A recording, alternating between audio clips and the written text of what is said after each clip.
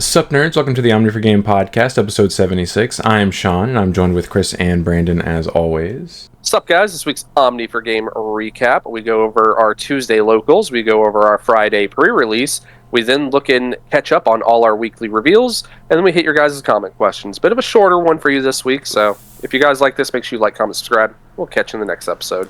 Alright, first topic, Tuesday locals recap. Alright, before we start, I just want to say, I'm so proud of Sean. It's been at least almost 10 episodes since I've had to remind him what episode we're on. And I think that's progress. I'm proud of you. I always have it in front of me on a sticky note on my computer. It's a progress. It's a sticky note on the desktop, not a physical sticky note. Yeah, progress. Yeah. Also, I think I was the boomer. worst one on Tuesday. Yeah. You were, dude. So bad. Yeah, so bad. So to start off my night, I played against Maste.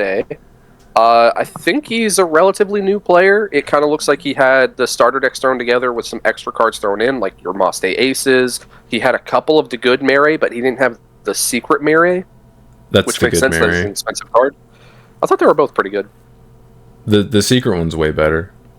Okay. You don't really even have to play... I mean, you can play the other one, but you might not need to, depending on how you build it. Yeah. But I was playing Ancient Omni, so my deck just says, hey, you don't have a board? Sorry, bro. That's You'll how that never deck ace loses. me. Yeah. Especially since I'm not deleting anything either, so I'm having to put stuff back in his hand or bottom of the deck, so he's not going to keep any of his pieces. So that was pretty easy 2-0. He was still a really cool guy, still really fun to play with. He seemed pretty chill. I look forward to seeing him more. Round 2, this is where everything went downhill. I was playing against Chris. So I have been talking absolute gobshite for like the last 2 weeks because every time me and Chris have been paired, I've brutally killed him. So obviously, karma's coming after me. It's for a vengeance. Now, game one goes smooth. I'm talking Chris builds up his Aegistramon, and he goes, ha ha, there ain't nothing he gonna be able to do to this Aegistramon. He turns it sideways. He's like, hey, my Aegistramon's immune. Go ahead and Omni me. And I said, alright, cool. Digivolve into Omni? No effect? Block? Tap tie? Aegistramon dies? And he goes, oh yeah, I forgot about that, and just scooped on the spot. That's how I lost that one game with Gallon X. Forgot about I was like, I'm immune, dude. Screw your Omni. Yeah, screw your Omni. 17k blocker? How big are you? 16. Yeah, not that big. Well, he was 15, but anyway. So he just had to scoop on the spot, because obviously I had lethal my next turn. And then I proceeded to break 2 games in a row and couldn't actually play the game. So I slowly sat there and watched him kill me as I just play Tamers and do nothing. So that's how that is sometimes, you know? It is what it is. Then round 3, the tournament was already over. Because there was a true undefeated. So we had ended at 2 rounds. Crazy. All because I was the person who got down paired and then lost. So the person who was in first just won on the spot. Yeah, because the other table drew.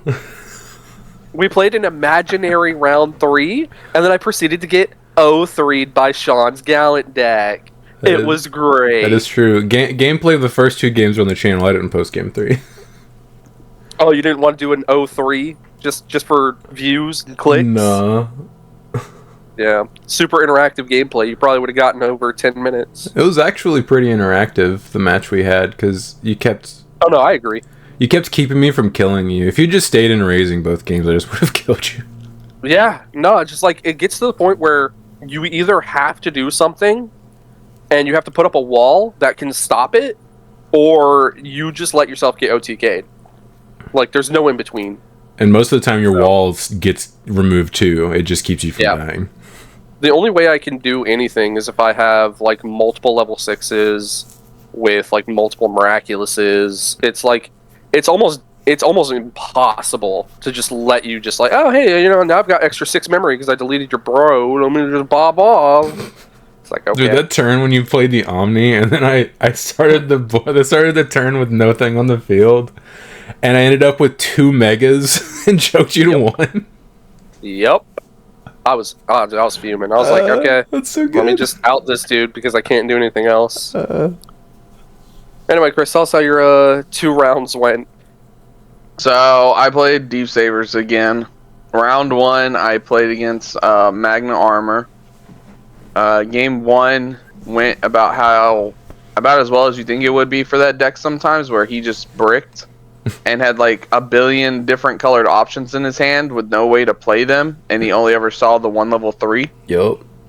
So I win that round, and then I win that game. Games 2 and 3, he actually gets to start playing the game a little bit, and kind of once he establishes Magna, it's kind of hard for me to deal with. I need him to kind of play into my stuff. Like, I need him to swing at me while he doesn't have the protection, while I have a level 5 on the board, so I can like Metal Seedrum on him. Which doesn't really happen a lot because I think he plays like an abnormal amount of blinding rays. I think what the normal is like 1 to 2. Do they play 3? Because he saw like 3 of them. I would only run up to 2. I see 1 or 2, and most listed are playing it. Yeah, 3 is pretty high. So he just saw like all of them. So I was like never really able to like answer his Magna once he started, establishing it. He also has the Flame Dramons, so that also kind of hurts because then he can like chip down at my board and then add the security to my hand and blah blah blah. So that also was pretty nice. So yeah, games 2 and 3, he was able to just kind of establish Magna and do stuff. So I ended up losing that one, and then I get Brand gets down paired, plays me round 2. Game 1, like he said, he was able to Omni me, kill me, because I forgot he had the tie, which he had played just the turn before. He played it, and then I was like, oh, okay, my Aegis is 15, even if he Omnimons me, he will be crashing. He probably doesn't want to do that. Little did I remember. So, yeah, he did. He got game 1, and then games 2 and 3, he did brick. I had to play super optimal in game 3 to make sure that I could kill him. Now, pause. Time out. Notice, me and Sean are having to direct him on how to kill me because he had played out the wrong card when he was spitting out his bodies, so when he tucked them... Oh, yeah, because he had the Wancoon. Yeah. I went into the Aegis. I went into Aegis, and I had another Metal Seedrum in my hand, so when I spit out the Mega Seedramon, I was like, wait a second, I think I can just kill you from here if I don't do this. That's the reason why I pulled out the Mega to begin with, because I had metal in my hand, just so I'd have like an answer to you. And then I realized, I was like, oh, he doesn't have enough security. If I would just keep this under here, I can just do the whole combo. So ended up killing him with that, and then game 3 I kind of do the same thing. Just I had a Wancoon and a Mega Seedramon underneath the Aegis, so that's multiple unsuspends that I can just keep doing. So yeah. Ended up killing him there. And then, yeah, like they said, the tournament ended because Sean was the only true undefeated. It was kind of funny. Yeah. It's because the other undefeated table drew. Yeah. They drew, and you beat the pair down, and I won. Well, which ended up being okay, because it kind of seemed like one of those nights where it's like, hey, we're just kind of ready for 2.5, and we weren't getting that till Friday, so yeah, everyone was kind of ready. We all did stick around and kind of, not all of us, but some of us stuck around and played like round 3. Yeah, I played against Robbie, who was playing Dynas, I think. If he was, he never saw it. Yes, I think he it was playing Dynas. Dynas. I played against him. I think 2-0'd him with I 2-0'd him, and then he swapped over to Bulkmon. Yep. We just kind of played a couple of games there. I think he did get a game off of me playing Bulkmon. Embarrassing. He saw I know, he saw the Takamiki Zuchi, and I'm like, oh no. Oh no. Oh no. Oh no. So yeah, that was fun. I had fun. But yeah, like I said, we were all ready for 2.5. We were all ready for this new set to play new cards. So go ahead, Sean. So I played Gallon X OTK. I didn't feel like building a new deck for Tuesday, so I was like, I'll just play something that I'll either win fast or lose fast with. Literally for only one night, yeah. Yeah, I played Robbie round 1, and he was playing Dynus. I 2-0'd him in like less than 15 minutes. Gameplay's on the channel. He was he pulled out his bulk 1 deck, and he's like, "You want to play again?" And I was like, "Sure." 2-0'd him again in another like 15 minutes, and then got up and walked around and watched everybody else finish the round. Poor Then do it. I said, poor Robbie. Yeah, I mean, he did it to himself. He brought those decks. No one put a gun to his head. Round 2 played against Todd, playing a purple hybrid Digimon deck, like a Megidra Mill deck. Not really a whole lot going on his side of the field. He didn't draw very optimally, which that deck is very awkward because like I think he's playing Purple Memory Boost and Wisdom Trainings, but like some of his cards aren't even purple, so like he was bot decking cards that he probably would have wanted to add. What is in purple in that? He's playing there are some pure red cards. I forget which now. I'd have to go back and look. Or he would like or he would play Purple Memory Boost and reveal like all options and tamers. That's so weird. Like I have like an idea of what this deck looks in my head. In my head, I'm like, what cards wouldn't he be playing that are purple? The Black Groundmon, isn't it like half purple, half red? Mm-hmm. The War Groundmon's red purple, or purple red. I think it was some of his rookies because he was playing the EX2 Gilmon. Okay. Probably should be Gilmon Strange. X, but yeah. I think he was playing that because he is playing some number of Tocados, which are red, obviously. Okay. I feel like if you're doing that though, you just go heavy into the mill aspect, right? With Belger. I probably would if I were building it. He said he's still missing a couple cards that I think he was waiting to come in to like actually complete the deck. But yeah, that deck is way too slow. Like, you're not gonna mill me out. I'm gonna kill you. Right. That's the Millith Loop and stuff like that. Like, those strategies are really good against decks that like take a little time to kill you. But if you're playing against a deck that can just be like, you have 5 security, you have 0 security, you're dead. They can't really do a whole lot versus that. They don't have enough time. So I won that 2-0. The table next to me, which was the other two undefeateds, Drew and Chris beat Brandon, who also got paired down. So the tournament ended after 2 rounds. I came in first. We take those.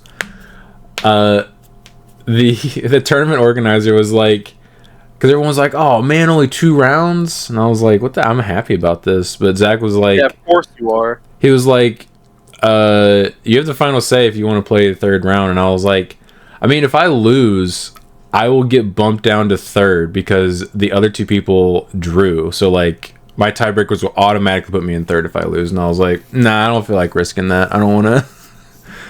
Well, it didn't seem like we said. I also didn't want. I just didn't want to. I was like, I'm kind of done with this format, but yeah, everybody was okay with going home a little early that night. Yeah. And then me and Brandon played for funsies round 3. It would have been what if he didn't lose to Chris, because me and him would have played round 3. And then, like you said, I 3-0'd him. Gameplay of the first 2 games were on the channel. Yeah, came in first, got some store credit for my troubles. Take those. Nice. All right, now pre-release recap. I believe Brandon's going first again. Yes. Yeah. Again. Anyway, so I pulled pretty trash awful. I pulled a secret rare, right? I pulled Nene.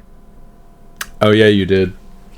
And then my only other like good quote unquote like hit was Alpha Oryukin, which is actually a very good card. The only issue is you can't use him like an ace because he has the blast DNA, meaning I could never ace into him. I mean, you can pay 9 memory and just slam him and be like, "Answer this." I did several times. That's what I would have done. And it was immediately answered every time. Okay. Every time. Get good. So round 1, I played against Caleb. We drew. I went 1-1-1.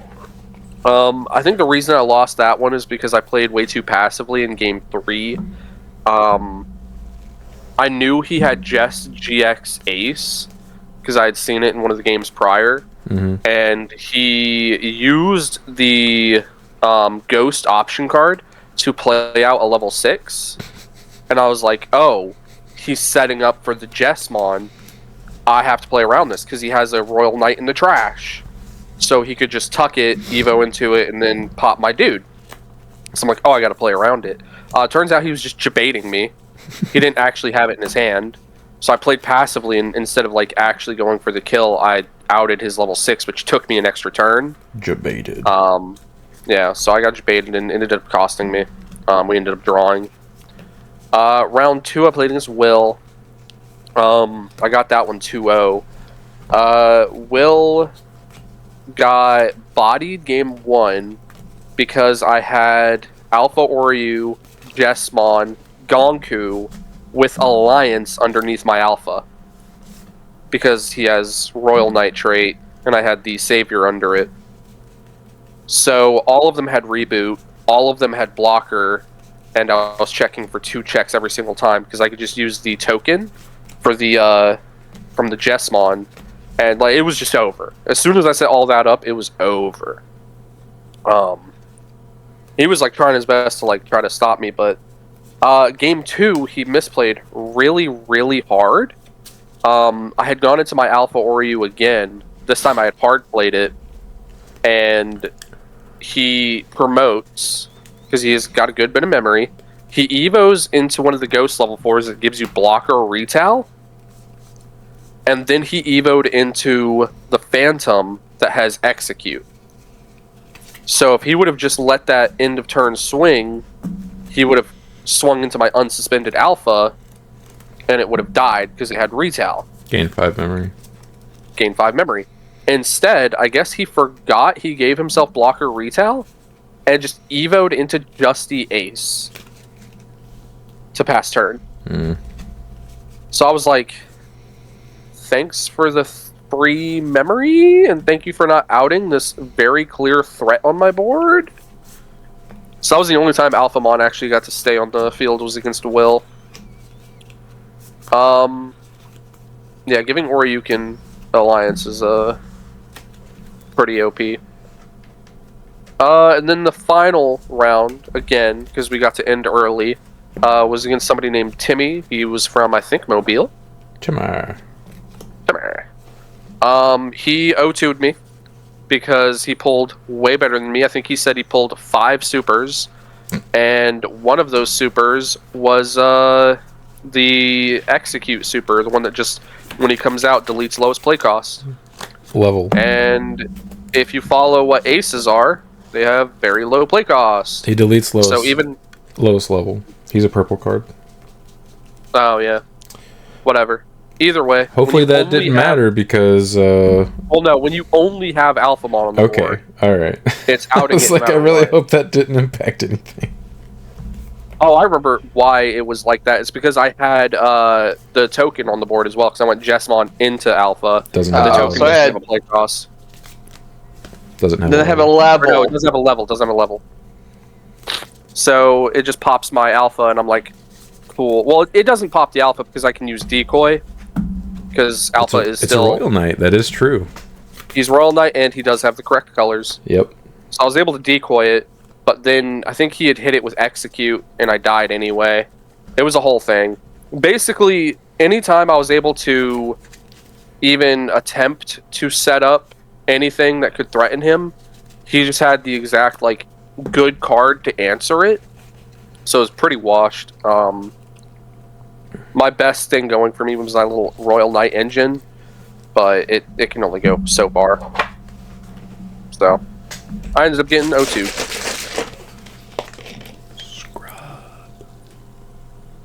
So I got 3rd last night, and thanks to Chris, we got to end the tournament early. So it was me versus, I ended 2 tournaments early this week. It was me and Ben versus All right, it was me versus Ben, and then Sean versus Todd as the final Are you just four. skipping to round 3? Oh, yeah, I guess. I guess I'll go over the first two. He said, "What's a local recap?" I'll just go straight to the end. Yeah. I opened up my packs at an okay pull rate. I think the best card I pulled was Zephagomon Ace. You pull you pull okay? Yeah, okay. Zephagomon That's like Ace. one of the best aces in the set in pre-release. And Justmon GX Ace. I pulled all right. The problem was I didn't have a whole lot of Royal Knights to actually make use of the Justmon GX Ace. It was something I could just go into and just kind of like swing for a couple extra checks. I only actually got to use its other effect once against Dante in round 1. If I would have pulled Justmon GX, I would have been so kosher. I had 5 Royal Knights. I had 0, but I would have been cool just to pull it. Yeah, right. So round 1, played against Robbie. Discovered the amazingness of Cromon. He's the level 5 who just on play or when digivolving, suspend one of your opponent's Digimon, and then one of your Digimon may attack. And it gives extra TP as well, so you can swing over stuff. Yeah, it was an MVP tonight. I didn't see one of the release packs. I had 1 Digimon on the board. He had 0 security. I hard played the Cromon, suspended his Digimon, and then swung at him. And then game 2, he did the exact same thing to me. He goes, "Oh, that's what that card does." So he did it back to me. And then game 3, I had Lethal on board, but of course I had to hard play the Cromon, suspend his Digimon, and then swing at him for game. Didn't have to do it. It was just funny that Cromon ended all 3 games. Round 2 played against I can't remember his actual name, but I think his username's like Muscle God. Played against him round 2. His opponent Deshaun did not play round 1. I think he just showed up for the packs. Yeah, he hates pre-release. Yeah, he hates pre-release. He's like you. Yeah, so he gave him the win. So me and him played round 2. I 2-0'd him, Zephagomon Ace, and Reapermon came in real clutch that game because Reapermon has collision, so I can just keep, clearing his board of bodies. Mm-hmm. And then game 3, me and Ben played. I won game 1. I Zephagomon aced him. Ben didn't see it coming. Kind of just controlled his board from there. Ended up winning that. Game 2, I Zephagomon aced him again, and I was in control again. And then he dropped Death X. And then I kind of just lost from there. So now that I know he has the Death X, I had to try and we were playing. Yeah, we were playing Frogger, where we're trying to dodge each other. We're like, okay, he's building in the raising, I'm building in the raising, and we're both like, all right, who's gonna do what first? I end up eventually doing Zephagomon Ace first because he has established something on the board. I think it was a Jessamon, and I had to answer it. Otherwise, he could just start rolling from there. So I have to go into it. And then I have a body next to Zephagomon. So he ends up answering it with the Death X. I Digivolve into Chaosmon because he gave me 4 memory, and it costs 5 to Digivolve. I suspend his Death X, gain 1 memory, and then crash into it. So now both of our answers are kind of been answered, but he's on 1 security. I'm at 5. Your pulls were so good. Yeah, I pulled okay. Yeah, for somebody who hates pre-release, he ends up always somehow getting some of the best cards. So, and then we're running out of time here, and I'm not intentionally trying to stall. Games 2 and all 3 games were actually you guys pretty were long grinding. games. Yeah, it was actually a good match, but I had joked going into the round. I'm like, are we the only 4 undefeateds? I checked the pairings. I'm like, okay, sweet. And I joked and I said, all right, my goal here is to tie. Yeah. So we can end the tournament. Because I know Ben will never do that. Ben wants to win. Ben's a competitor. You know, he's like, hey, I'm trying to win this. I don't care if we have to be here until 1 o'clock. Everyone, we had people there from Mobile and other places that had an hour plus drive sometimes. you know? Yeah. So I'm trying to end it here, and Sean and Todd, I was like watching their game. I didn't think they were gonna tie. Literally, they're both their final turns. They're both at 0 security, and either one of them's gonna win. So I'm like, there's no way we were gonna draw. Yeah, it's literally up to us. You know, like me and Ben to tie here. So I didn't intentionally try and do it. Maybe I could have played a little bit better and actually won the game, but we did just end up tying. I did have some answers, but Ben's a very smart player, so he played around a lot of that. I did see the cards in my hand, and I think I probably could have seen a line to actually just kill him. I had the Chromon in my hand, and I had like a Jessamon GX Ace in my hand. So there were like probably things I could have done, but we just ended up tying. Again, it wasn't intentional. It did just happen. We were both actually trying to play the game. You weren't stalling him, but you weren't trying your hardest to kill him once you knew it was possible. At the same, yeah. I'm not like stalling, because again, it's still pre-release. You're still like, you know, these cards aren't supposed to be played together. You know, like so you're still trying to figure stuff out. But I had said that jokingly going into it, and I think Ben actually thought I was trying to do it, even though I was trying to just play the game. Because it was funny, because any turn, like, I took my time and was like actually like reading my cards, like trying to think how to play. I'd see him over there like fidgeting, like, come on, like, come on. So it was pretty funny. So I ended 2 tournaments this week early. You know, the pre-release, everyone was very thankful for. I got a lot of thank yous from especially the Mobile people for that. So that was fun, and we all got to pull our cards, and I think we all got everything we needed and wanted, so it was actually a pretty good night. Yeah, it was. It's really funny. We all got our prize support at the end. We each got 2 packs just for participating. Don't spoil that. Yeah. No. I'm not. Okay. I was going to talk about mine. Okay, go for it. Okay. I pulled a secret rare and a super. I pulled another Nene. So out of my actual boxes, I avoided Nene. It was so cool. I got Omni, and I got what was my other secret? Zephiga. I got 2 Zephigas because I got one in my lucky pack too, which was pretty sick. And then I get to pre-release. I pulled 2 Nenes. God awful. And then I pulled a Tau Ace. Me and Brandon both bought 2 boxes each, so we had 4 boxes. 0 Nenes. Dude, our boxes were lit. Yeah, lit. Yeah, 4 Ace, 0 My wife Nenes. over here was like, hey, these are Chris's boxes, these are your boxes. Turns out she had them backwards. Yeah, because Brandon pulled everything I wanted, like the Chaos Mons. I pulled all his Chaos. I pulled everything he wanted, 5 Examons, 2 Alt Arts, and then 3 in my 2 boxes. One of them was a Lucky Pack one. Mm-hmm. And I pulled the Chase Rare Rapidmon Ace. He wiped... I literally kissed it and gave it to Sean so he could sell it. He wiped my kiss off because he's a You kissed the bastard. sleeve, not the card. To be clear. Hey, you don't know. Maybe somebody out there be like, listen to this podcast, go, Chris kissed a card? Yeah. So... Bye. It was good. Good pulls. 0 Nenes was popping off. 3 Nenes out of 3 boxes, dude. Dude, you can't complain after what you pulled. No, it was made up for afterwards. Yeah, it was. So I came in first. I opened my packs and I actually pulled pretty well. I pulled a Necromon, what other super did I pull? I think I pulled like 3 supers, if I'm not mistaken. Hold on 1 second. I should have known this. Justimon Ace and Heavy Metal Dramon Ace. Which, I mean, Justimon Ace doesn't really do anything as an ace, right? He gives himself blocker and he's immune. He's a power creep to War Greymon Ace. Ugh. Okay. I will get to say he actually did do something whenever at one point. So just one time. Yeah.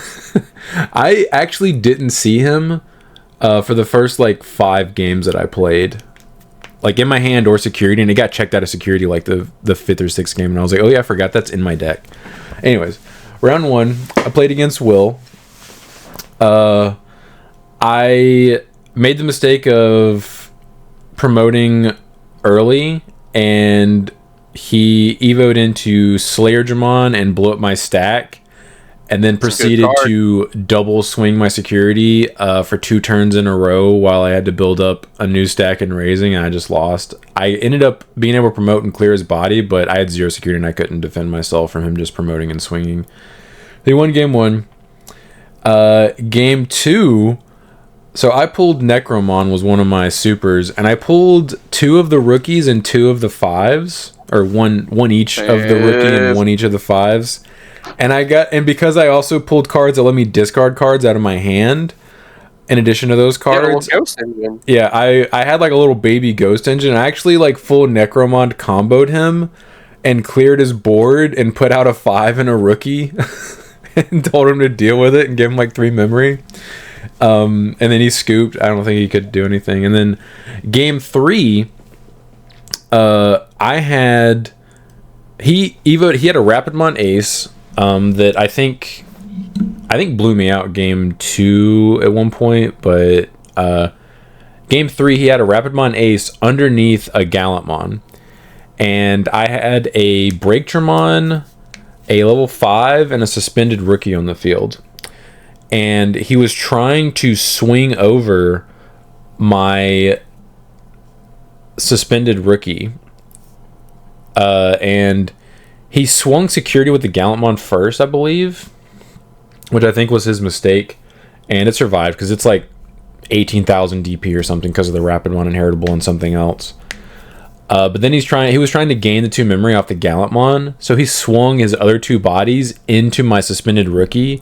And keep in mind, I have a Breaktramon on the field, which has blocker and has an effect where if he deletes a Digimon in battle, you can delete one of your opponent's suspended things. So the first time he swung into it... Do what? You just walked base first into it? He tried to. The first time he swung, I evoed into Heavy Metal Dramon Ace and trashed cards, and then I blocked with Heavy Metal. And then when he was sitting there thinking, after I did that, I looked at my stuff and I was like, oh, I'm stupid. And he's like, what? And I was like, I'll tell you after the match is over. And I just chuckled to myself because I'm so dumb, dude. I could have stolen turns. They had like 2 memory. And after thinking for a moment, he swings again with the other body. And I was like, okay, sick. Block with Breaktramon, blow up your Gallantmon, my turn. Yep. So I ended up winning because of that, because I just stole turn and just killed him on my turn. Round 2, I don't even remember if I think was it Timmy? Timmy's the one I played. Did you play him round 2? 3. Well, then it sounds like I think he did say he played against you, so that does actually check out. Yes. I'm very bad with names, but yes, I believe it was also Timmy. When they're brand new to us, it's really I don't think I'd ever met him before. So played him. He had a pretty stacked deck. He had like a full Jesmon deck. He had like GX Ace, Jesmon, Genkumon, one of the X antibodies. I think it was Jesmon X, Savior. Like, he had all kinds of stuff. Like, it was very, very close games. I ended up barely beating him game 1. Like, I don't remember exactly how it went down, but I remember thinking, I'm going to lose this. And I was thinking it, like, most of the game. But I ended up clawing my way through and winning. And then we actually went into turns game 2. I almost decked out both games. And I actually did deck out game 2 on my final turn. Like, I drew to Evo to pass turn, and I just walled up with a Justimon that I just Evo'd into, and then I think I may have had like another blocker, and he couldn't lethal me through my board, so I ended up winning 101. Very close games though. I was very close to losing both of those games. Round 3, played against Todd. Todd's deck is also stacked. He has at least one Zephica Ace. I don't know if he had an Examon, but he had like most of the Examon line, which I also had a good bit. Like, I had 1 Break, 1 Slayer, and then like 2 Wing Dramons and stuff. Game 1 of those, I think it was the green level 5, was actually really good because it was just an on-play stunner card. I didn't pull one of those, unfortunately. I just pulled the Wings, which removal is nice because I think they pop 6Ks, and the security attack +1 inheritable is cool. So Yeah. game one, we both basically did the same thing all three games, where we would both chill and raising with our 5s and just wait for our opponent to promote first to like respond to it, which is the most correct thing because there's a bunch of removal in this format. And basically, if like you promote first and get answered, you probably just lost because you're not going to have enough time unless you have like really powerful cards in your hand that you can just hard play. You're probably just going to lose. So I had a Winged Dramon and I had a Slayer in my hand, and I had a 2000 DP buff under the Winged Dramon stack. So I was like, I can clear 4 security in 1 turn with this Slayer if I get an opportunity. So I played a rookie, and I think he kept answering my bodies for a couple of turns, and I finally played a rookie that stuck, and he played a level 4 or something to pass turn and gave me 3 memory, which is enough memory to Evo into Slayer without passing turn. I promote Evo into Slayer, pop his dude, and then swing 14k for 2 checks twice, and then swing for his last security with the rookie. And then I'm like, okay, I have 5 security. He's going to be on the back foot the rest of this game. I think I should be able to win. Wrong. Well. Wrong. I got blown out by... I think he just hard evoed into Zephiga and just like touched me real hard. And I wasn't able to set up a lethal line that he could get around, or he couldn't get around. So I ended up winning game 1. Game 2, he went into Zephiga again, cleared a body that I had on the field, and he was playing the Slayer or the Examon options, the delay option, and he had one on the field. I promoted after he gave me 7 memory to like hard play the Zephiga to bot deck something, and he had 1 security left, I think, or 1 or 2. I promoted a level 4, evoed into a 5 that gave me 2000 DP or 4000 in raid, and then evoed into Justimon Ace to go to 0, and then swung in his dude, trashed his option to unsuspend, killed the Zephiga, gained 5 memory, and then swung again security, and then played something else, or like evoed up to another line and like gave him like 1 or 2 memory, and he scooped after that. Game 3 was also very close. He had a setup to where we were both at 0 security, and I started my turn at turn 0, and it was like really back and forth, and he had an Invisimon, and he had hard played a level 4. I had a heavy metal ace in my hand, and I was like, all I can do, I had a rookie that I had just hatched and evoed into, and I had 4 memory, and I was like, I have to hard play the Savior Huckmon, blow up his level 4, and hope that he just has to swing. Because if he does, his Invisimon was only like 11, or it was only like 12 or 13k. My heavy metal was going to be 14, I could just block it. So I was like, hopefully this sticks. Hard play Savior. He sat there and thought about it, and he was like, I don't know what aces I lose to. Like, I don't think I lose to any of them. And so he just... Well. He swung. I blasted into heavy metal ace, discarded like several cards because you're always going to have a big hand with that card if you're not playing that deck. I have 14k. I block. He dies to battle, and he's like, I think I just lost because like I have the heavy metal and I have a guy coming out raising. He has 0 security. I have 1 more turn, which I'm just going to be able to promote and kill him if he can't like play a blocker or something. He ended up scooping because he couldn't do anything, but he showed me he had the Varu Duramon in his hand. And if he had just hard played it, it would have given me like 8 memory or something, 8 or 9 memory, but it would have buffed his Invisimon, and it would have suspended my Savior, and he could have swung for game, and I couldn't have protected myself because I didn't have an ace that would have popped his Invisimon. But we take those. And then Chris drew at the other table, and I came in first. I had already worked out a deal with a guy that pulled Alt Art Omni X in his pre-release packs. I traded him Alt Art Necro, regular Super Necro, and then cash to get one of these fellers. And if you guys have seen the box opening on the channel, I already pulled one out of my 3 boxes. And Selfish. And then we all got 2 participant packs at the end of the tournament, in addition to the prize support if you came in like 1st through 8th, I think. And out of my 2 packs, I pulled a Super Necromon, and then a third Omni X Altard. And he's not even going to trade one of them to me like a selfish person. Yeah, because it's not 5. If I had 5, I'd trade you one. Selfish. How many of those you plan on using, huh? I might end up playing 3 and something. We don't know. Yeah, selfish. So yeah, we don't know. Very successful pre-release. I was very happy. It definitely made up for the fact that my boxes were kind of mid. After getting 3 Nenes. Hey, you pulled the best card in the whole set, Nene. How much is that secret going for? Like $4. Yeah. Oh, okay. Yeah, I mean, you pulled an Altard Cool Boy, so you got the matching set now. That's kind of cool. I don't think I'm gonna build Royal Knights because I would need to spend like 100. I understand the card looks cool. It does. I would need to spend like 170, 180-ish dollars just to buy a playset of the BT13 Omnis. Yo. To even play that deck. So I have no intention of building that deck anytime soon. Is that just the Altart or just Nope. normal? No, that's just regular heart. Nope.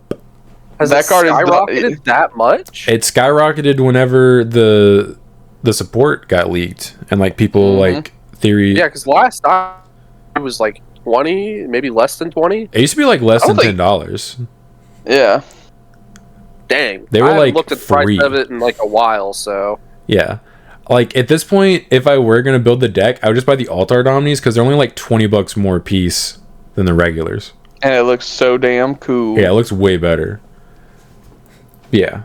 Got 3 of these fellers, the 3 amigos for my troubles. Shout out to Chris for in the tournament early. You're welcome. Oh, I forgot to tell you guys, or I think, well, Chris got to experience this. Ben was happy he pulled Nene Amano. In his pre-release packs, he pulled like the Altart.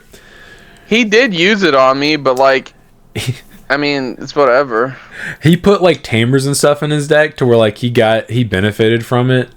Yeah, he had a little cross heart package going on. Like he didn't actually get to ever cross, but he had the tamer, so he kept tucking them under, and he would like gain memory. I'm like, all right, you need to quit that. Yeah, stop it. He did. I watched him out somebody's body with the Nene on it. Like he like hard played it and like played out their dude, blew up the stack, and then he had a Death X on the field too, and at end of turn deleted the guy that he played out.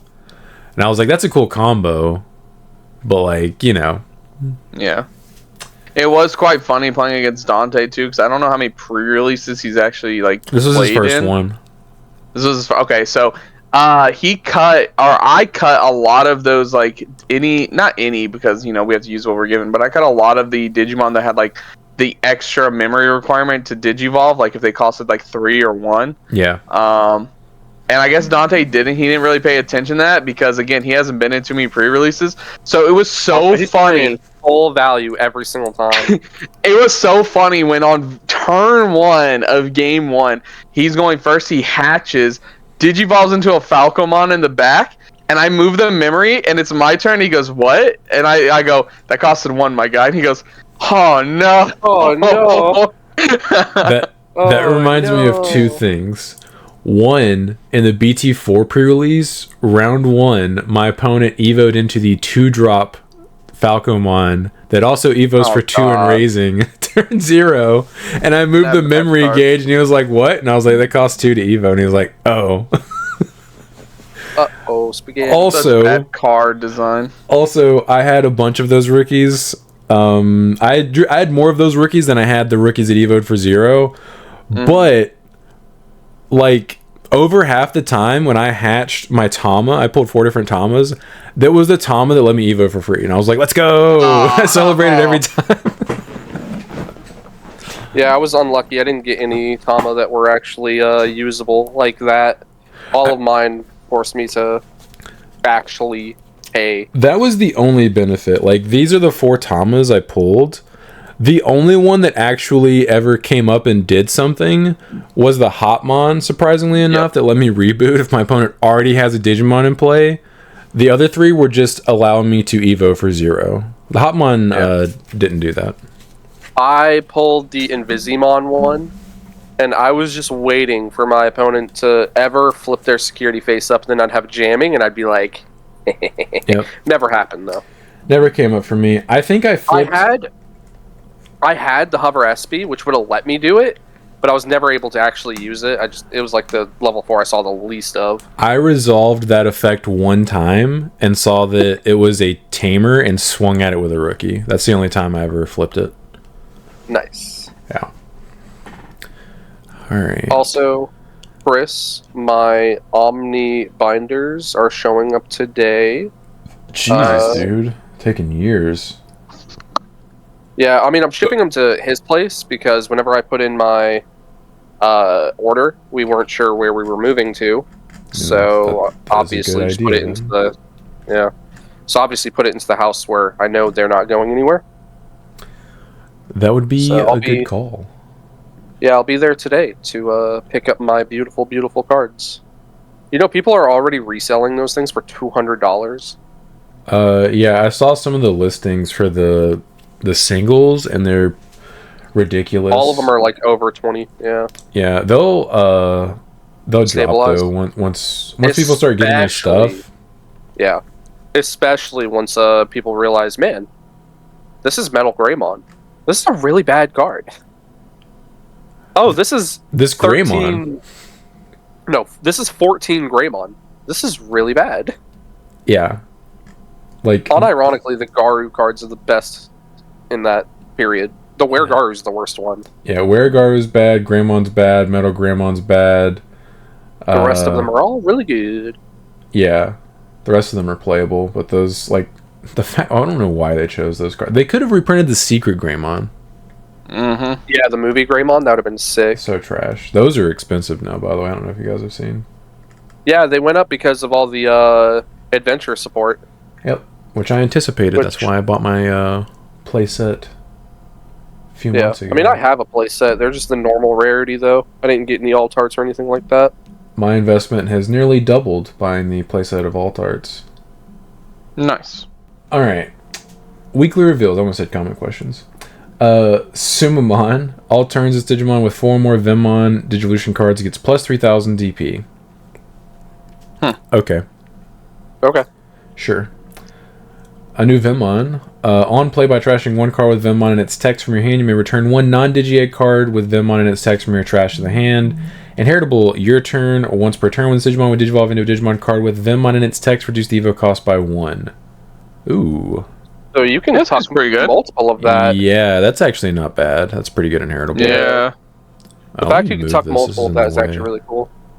And it's I think the crazy part about this is they didn't change anything on his name, so you can play up to 50 copies of that. No. Right? No, the card. Yeah. Yeah, the card itself needs to declare that's right. Yeah, it's not like a rule. God, I need to wake up. Wake up. I need more soda. Yeah, that's what it is. Yep. I need more caffeine. And then a card for Sean. Yeah, this card sucks, dude. This is just a high res. I don't even feel like reading it again. This is terrible. So stupid.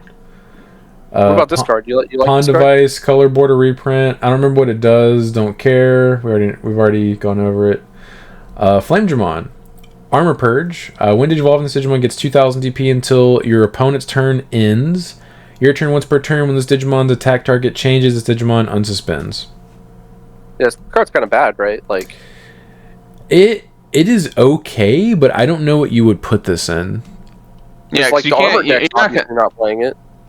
You're not gonna play this over the other Flame Dramon. Yeah, your armor decks now are just Magnamon X decks, so like you're playing Magnamons and you're playing the promo Flame, and that's basically it for your armors.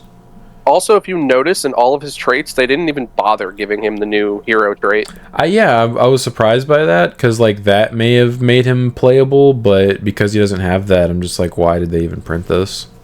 Yeah, this is kind of weird. This is like the first card I've looked at in like the hero archetype where I've been like, oh, that's pack filler. Well, it's not even a hero card. Exactly. That's why I put that in quotations, but you probably didn't see I wasn't looking, yeah. Lydramon, Piercing Armor Purge. When Digivolving, suspend one of your opponent's Digimon, then this Digimon gets 2,000 DP until your opponent's turn ends. This is Power Creeped BT8 Lydramon. Yeah, I was about to say, this is playable. Yeah, we'll play this we'll play this in our version, Sean. But yes, that's 100%. This is straight up power creep. It's 1000 DP bigger. Suspends anything, gains DP, also has piercing. The only difference that actually makes it worse is its play cost went up by 1, but if you were hard playing Digimon, you were in a bad spot anyway. Another painful aspect is this one probably won't have the alt art right away. No, but it is an It's an uncommon. so there will be pre-release stamps. Right. No, it's not pre-release anymore, Sean. No, this will be pre-release. It's celebration events. No, this will be pre-release. This is not a combined set. This is going to be BT21. Sean, remember because Chris was stupid and he didn't. They didn't say pre-release. It just said celebration. No pre-release for this. There's no pre-release for this tournament. Oh, I was technically right. We were able to buy our boxes beforehand. Yeah, I bought mine at like 11:30. Yeah, I bought mine at like 12. Yeah. Beetle Gamamon. When Digivolving, if you have one or fewer tamers, you may play one hero from your hand without paying the cost. Inheritable your turn plus 2k. Man, everybody's getting this except for you, Sean. I know, dude. Give me. I want a Gatomon that plays a Kari, Angemon that plays a TK, a Greymon that has one or fewer tamer claws to play a tie. Like, what the hell? Why can't we have it? Give it to us. Sorry, best I can do is Beetle Gamamon that also does not have the hero trait. Yeah, it does not have the hero trait. Makes sense. Rook device color border reprint. Cool. Why? Proceed. Ghoul is Gamamon. Security, at the end of the battle, play this card without paying the cost. On play / when Digivolving by placing one Digimon card with Gamamon in its name from your hand or trash as this Digimon's bottom resolution card. Delete one of your opponent's level 4 or lower Digimon. Inheritable is Retowel. This is actually really good for the deck because you can generically tuck anything from hand or trash. So you can tuck the level 5s that give you the effects of everything in the stack. Yeah. So that's actually pretty good. Being able to just turn that on immediately. This seems like it's probably going to be pretty good. I like this art. This art looks cool. Yeah, I'd say this is definitely a solid 3 or 4 of in the deck, in my opinion. Yeah. I don't know how the deck plays nowadays. It's been like 5 years since somebody who's played this deck has come to our locals. Yeah. The only person that had this deck built and played at our locals moved away, sadly. Well, I was also going to say there was somebody else who played it, but they decided Magna X was too much. Oh, yeah, I forgot about that. Well, they like barely ever brought it. Yeah, hardly. Yeah. But still. Well, anyway. Puppetmon Ace, reboot and blocker. On play / when Digivolving, de-evo 2 one of your opponent's Digimon, then return one of their suspended Digimon to the bottom of the deck. Rule trait has vegetation type. I'm pretty sure this is the reason why Bloomlord stuff got bought out recently. Oh, people are coping with this? Yeah, because it gives you an ace you can play, I guess. I mean, if you're already going to be sitting on the board with like a bunch of suspended dudes and a bunch of level 5s and stuff, like... Well, look at that play cost, too. 7? Its play cost is perfect for Leopard X as well. Oh, yeah, that's cool. Yeah, true, Leopard X can play this out, because it's green. Yeah, so this is... Yeah, I mean... I was going to say, this is up there with, like, your Vikemons and your Seedramons, which is also a very good, generic black ace that you can run in, like, Mother-style control decks and stuff like that. Yeah. Oh, and Shadow. Shadow, of course. This is the start of the Wind Guardian archetype. That's what the WG stands for. Oh, WG, yeah. Yet to see what exactly this is going to look like when you flesh it out, or if these are just going to be cards you tech in other decks. Right. Yeah, I mean, it's definitely pretty good. So yeah, he's definitely a solid ace. Like, de-evo is very powerful. I like his art. He looks cool. I can't wait to see what the alt art looks like. If we get one, sometimes we don't get them for supers. Yeah, it's pretty rare, though, especially for, like, a fan favorite like him. High quality. Yeah, this is an HQ version of a card we've already seen. Most of these cards, this one might be okay, but like most of them are kind of bad. Yeah.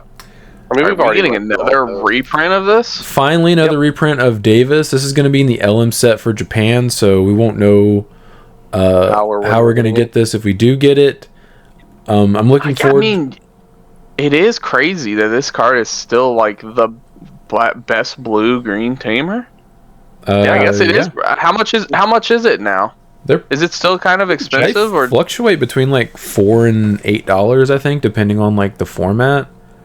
Damn, yeah, that might be too much for that. Yeah. All right, let's see. I'm looking forward to when we're actually fully converged and we start getting LM sets that Japan gets, so we can stop being like, oh, this is a cool reprint. Hopefully they don't put it in an event pack. Okay, like so starter deck Davis Altart is $424. Regular rare is $3. Okay. That's the lowest they've been in a while. It's definitely like a good reprint. Yeah, for sure. It'll allow people that are entering the game to pick up a playset for pretty cheap. Then we have more Wind Guardian cards, which also are vegetation. Another reason why Bloom Lord's been bought out. Woodmon. On play / when evolving, you may suspend one Digimon. All turns once per turn. When any of your opponent's Digimon are played, if this Digimon is suspended, suspend one of your opponent's Digimon. Inheritable is Piercing. That reads as Medieval Gallant Sport. That's exactly what I was thinking. It's like, suspend more stuff so I can blow that thing up. Yeah. I mean, it looks good. I mean, I think the Bloom / like Leopard strategy, I think, is the way Green needs to go. In my opinion, I think that strategy is like one of the ways they can actually make Green competitive. Yeah, but the problem with that though is it just gets more difficult now that aces exist and stuff like that, so you can just hard punish them if they ever dare to try to swing at you. Well, not just that, but like it requires your opponent to have Digimon on the board. That's always when one of Green's biggest problems is, one, all their level 6s cost so much to Digivolve, probably because HBD's still around. And then two, a lot of their effects require your opponent already having things on the board to interact with. So if you have a smart opponent, they're just like, hey, I'm not going to bring out my stuff until I'm ready to like deal with you. Yep. Like Bloom Lord can get around that. Bloom Lord can get around that by just like spamming the board, and that's why Bloom Lord's always been one of the Bloom Lord and Tyrant, because they don't require your opponent to have stuff, because they're just like, one's a wall, and he's like, hey, I'm just gonna slowly kill you if you don't answer me, and then two, Bloom Lord can spam its own stuff out, go super wide, and then kill you. Yeah, indeed. So, but like most other Green strategies, like, hey, you gotta have stuff on the board for me to, like Vortex. Your opponent has to have stuff on the board for you to like deal with. That entire archetype requires your opponent to be playing the game in order to do something. Yeah, exactly. Yeah. So I think that is the correct direction to go with. Is just, hey, I can just do my thing without you having to do anything. You guys remember when yellow was also a swarm color, and then they were like, "We'll just give that to green." Yeah. Remember when they snuck in? Yeah. Remember when they snuck in Agumon cards in green cards? You mean in BT1? Yes. I'm just talking about that little Koromon sticking out of the top of Cherrymon. Oh, well, there's literally a green Agumon from BT1. Yeah. It's just so cute. He's just sticking out a little bit. Yeah. He's just hanging out. He's hungry. He's probably eating apples or cherries. I mean, Cherrymon's just napping. Yeah. Cherrymon. On play / when evolving, you may suspend one Digimon. Opponent's turn once per turn. One of your opponent's Digimon attacks. If this Digimon is suspended, you may change the attack target to one of your Digimon with the Wind Guardian trait. Inheritable all turns once per turn. When any of your Wind Guardian trait Digimon are played, you may suspend one of your opponent's Digimon. I feel like this is just a power creep to one that Bloom played. Because Bloom had a very similar effect where you could redirect. Yeah, it was very similar. Isn't it like, what was it called? Like Agitar? Was that it? I think it was a Cherrymon. It might have been a Cherrymon. Agitar did something different. I'm pretty sure it was just a Cherrymon. Yeah. I mean, it's been a while since I played against Bloom, so yeah. I think it redirected into a suspended vegetation type. Or just a suspended Digimon. I can't remember for sure, but yeah. This is a new version of it, basically. Yeah, it's not bad. Sangomon. Your turn when this Digimon would Digivolve into a Digimon card with the Mollusk or Aquatic trait, reduce the EVO cost by 1. Inheritable, end of attack once per turn, gain 1 memory. Okay. I like that. That's going in Siegemon. Oh, yo, shout out to, was it Ghostmon also that I pulled in the pre-release? Because, yes, it searches Ghost, which I was playing some, but it also searched a card with a Liberator trait, and there are quite a few just random Liberator cards. Right. The fact that it had Liberator and its traits randomly reminded me of it. Biomon from Starter Deck 20. On player villa, top 3 cards of your deck, add 1 Digimon card with the adventure trait and 1 such tamer card or option card among them to the hand. Bottom deck the rest, inheritable, your turn plus 2k. Oh, cool. He searches the options as well. That's nice. Yeah. Not bad. A nice generic searcher for the deck. Yep, then we have promo Shademon reprint. This will be in Japan's LM set. This will be an event pack card for us. I'm certain of it. Please give us Japan's LM sets, Bandai, please. That seems to be the way they do things. You think they're making up for them having to be in the Pokemon set for so long? That format, like, yo, we gotta make it up to them. I do forget they had to suffer through that for like multiple months before the ban list came out. Yeah, and we had to experience months. it for like 2 weeks, I think. Yeah, it was crazy. They had a tier 0 format for that long, and people were just quitting the game. It was super AIDS, dude. It was Anubismon full power, Apoclymon full power, and Melga full power. Yep. Yeah, they need this, Sean. Okay. They need something over there. Okay? We need it too, though. Yeah, I'm looking forward to when we're finally actually converge and we start getting their LM sets, because then we can see these and be like, oh, sick, can't wait to pull this. Right. Whereas this is still like a $70 card for us. Yeah. Oh, I did not mean to zoom in. Jesus, okay. Bergermon started at 20 on play / when Digivolving. If your tamers with the adventure trait have 3 or more total colors, this Digimon may Digivolve into a Digimon card with the adventure trait in the hand without paying the cost. Inheritable plus 2k. That's actually pretty good for a 4-cost hard drop. Especially since your tamers reduce the play cost even further. Oh yeah, that is true. So that's like a little comeback play for not playing against Black War. Especially once we read this Garudamon, it's actually pretty nutty. Oh, that's a cool art. Garudamon on play / when Digivolving. For the turn, whenever Digimon gains security attack +1, and for every 2 colors your tamers have, gets 2000 DP. Your turn once per turn. When your other Digimon are played or Digivolve, if any of them have the adventure trait, one of your Digimon gains Alliance for the turn, then one of your Digimon may attack. Inheritable is Alliance. Yeah, so that's pretty good. Yeah, I was gonna say you could hard play the bird, evo into this for free, and then give like a War Greymon, for example, like security check +1 Alliance, and then you can swing for like 3 checks. Pretty good. That would be interesting. Palmon started at 21. On play by trashing 1 card with the adventure trait in your hand, draw 2. Inheritable all turns plus 1000 DP. That's not bad, I guess. Pretty good. Also a vegetation card. Yeah. Although I don't think you'd be able to get this effect. Probably. Well, yeah, because you're not going to have the adventure. Palmon start turn, draw. Mirage. I thought of that, yeah. Not again. Oh no, I did this to myself. Listen, I'm never gonna swing at you. I'm just gonna watch you deck out. Do you want to scoop? Oh, He's gonna swing, surely. It'll die. Togemon. On play / when Digivolving, if your tamers with the adventure trait have 3 or more total colors, this Digimon may Digivolve into a Digimon card with the adventure trait in the hand without paying the cost.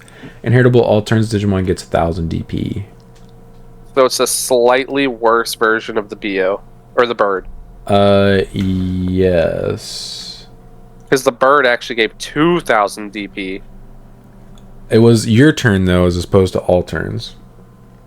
Yeah, I guess that's fair. Yeah, I think I'd always prefer all turns. Yeah. Agreed. And if I'm correct, I think the Lily does the exact same thing. Except for it has a slightly different beginning of the effect. Yes. On play / when you're evolving, suspend all of your opponent's 5000 DP or lower Digimon. Then for every 2 colors your tamers have, return one of their suspended Digimon to the bottom of the deck. And then your turn once per turn is the same effect as the Garudamon, and then Inheritable is also Alliance. That's pretty nasty. Yeah, I mean, the decks are coming together. I'm starting to see the vision. So this also would go in Bloomlord, obviously, but you would have to be playing different colored tamers in order to get that effect. Because, like, if you're just playing green tamers, this isn't going to do anything.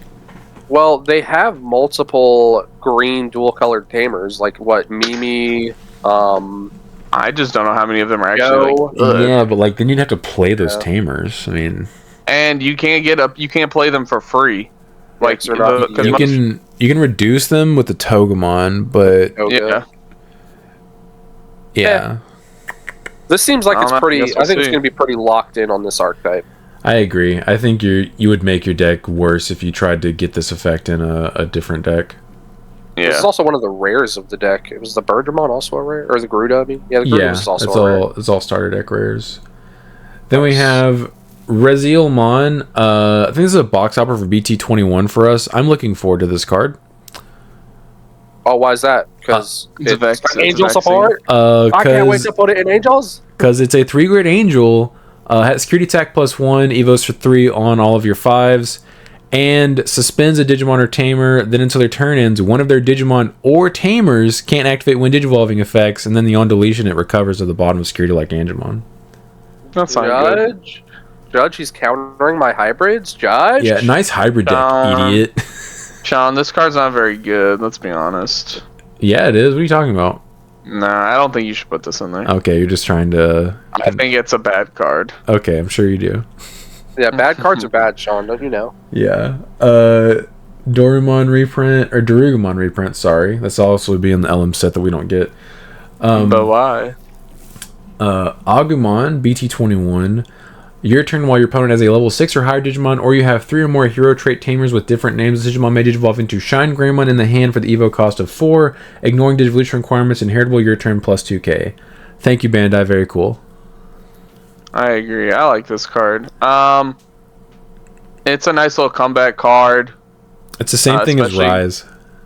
Yeah, so it's definitely like your third Agumon. Yeah, 100%. This one probably, and I'm sure Sean will agree, works better with BT2 Shine Yep. than the other Shines. Sure does. Nice Yeah, board, 'cause you don't- idiot. Ruin mode? Yeah. Yeah, you can warp it. You can warp into that Shine, suspend all your stuff, activate your Marcuses, blow up their board, digivolve into Shine. So like, Yep. it just makes it to where it kind of helps the I'm not gonna. Yeah, I guess you could say consistency a little bit, where it's like they answer your one stack, and then you're like, okay, promote, kill your board now. Well, you don't even promote. You can just hard play this guy. It gives you it does the same thing the Rise does, where it gives you the ability to play if your opponent clears your stack and you're not moving out of breeding that turn. So Right, the issue I see with this card is I think it makes Ruin Turbo too good. Because If you say remember, limit ruin mode, I'm gonna. No, I'm gonna point out a Okay. thing. So Ruin lets you hatch in Yeah. his native deck because you're gonna swing with it because you're gonna keep turn because you're evoing for free. What's your point? You can then evo this guy in the raising, and if your opponent was able to establish a level 6, like hard playing or something like that, like let's say you're playing a deck that can do that, you can essentially promote and then immediately do it again. That's their blocking fault. This is a everything. face-up card in your scenario, and your opponent played into it actively. I'm just saying. This gives It you. just means you can like I'm excited because this is a continue to- comeback play potential. So you play this in the Rise, and if your opponent clears your board, you're like ruin mode. Your turn.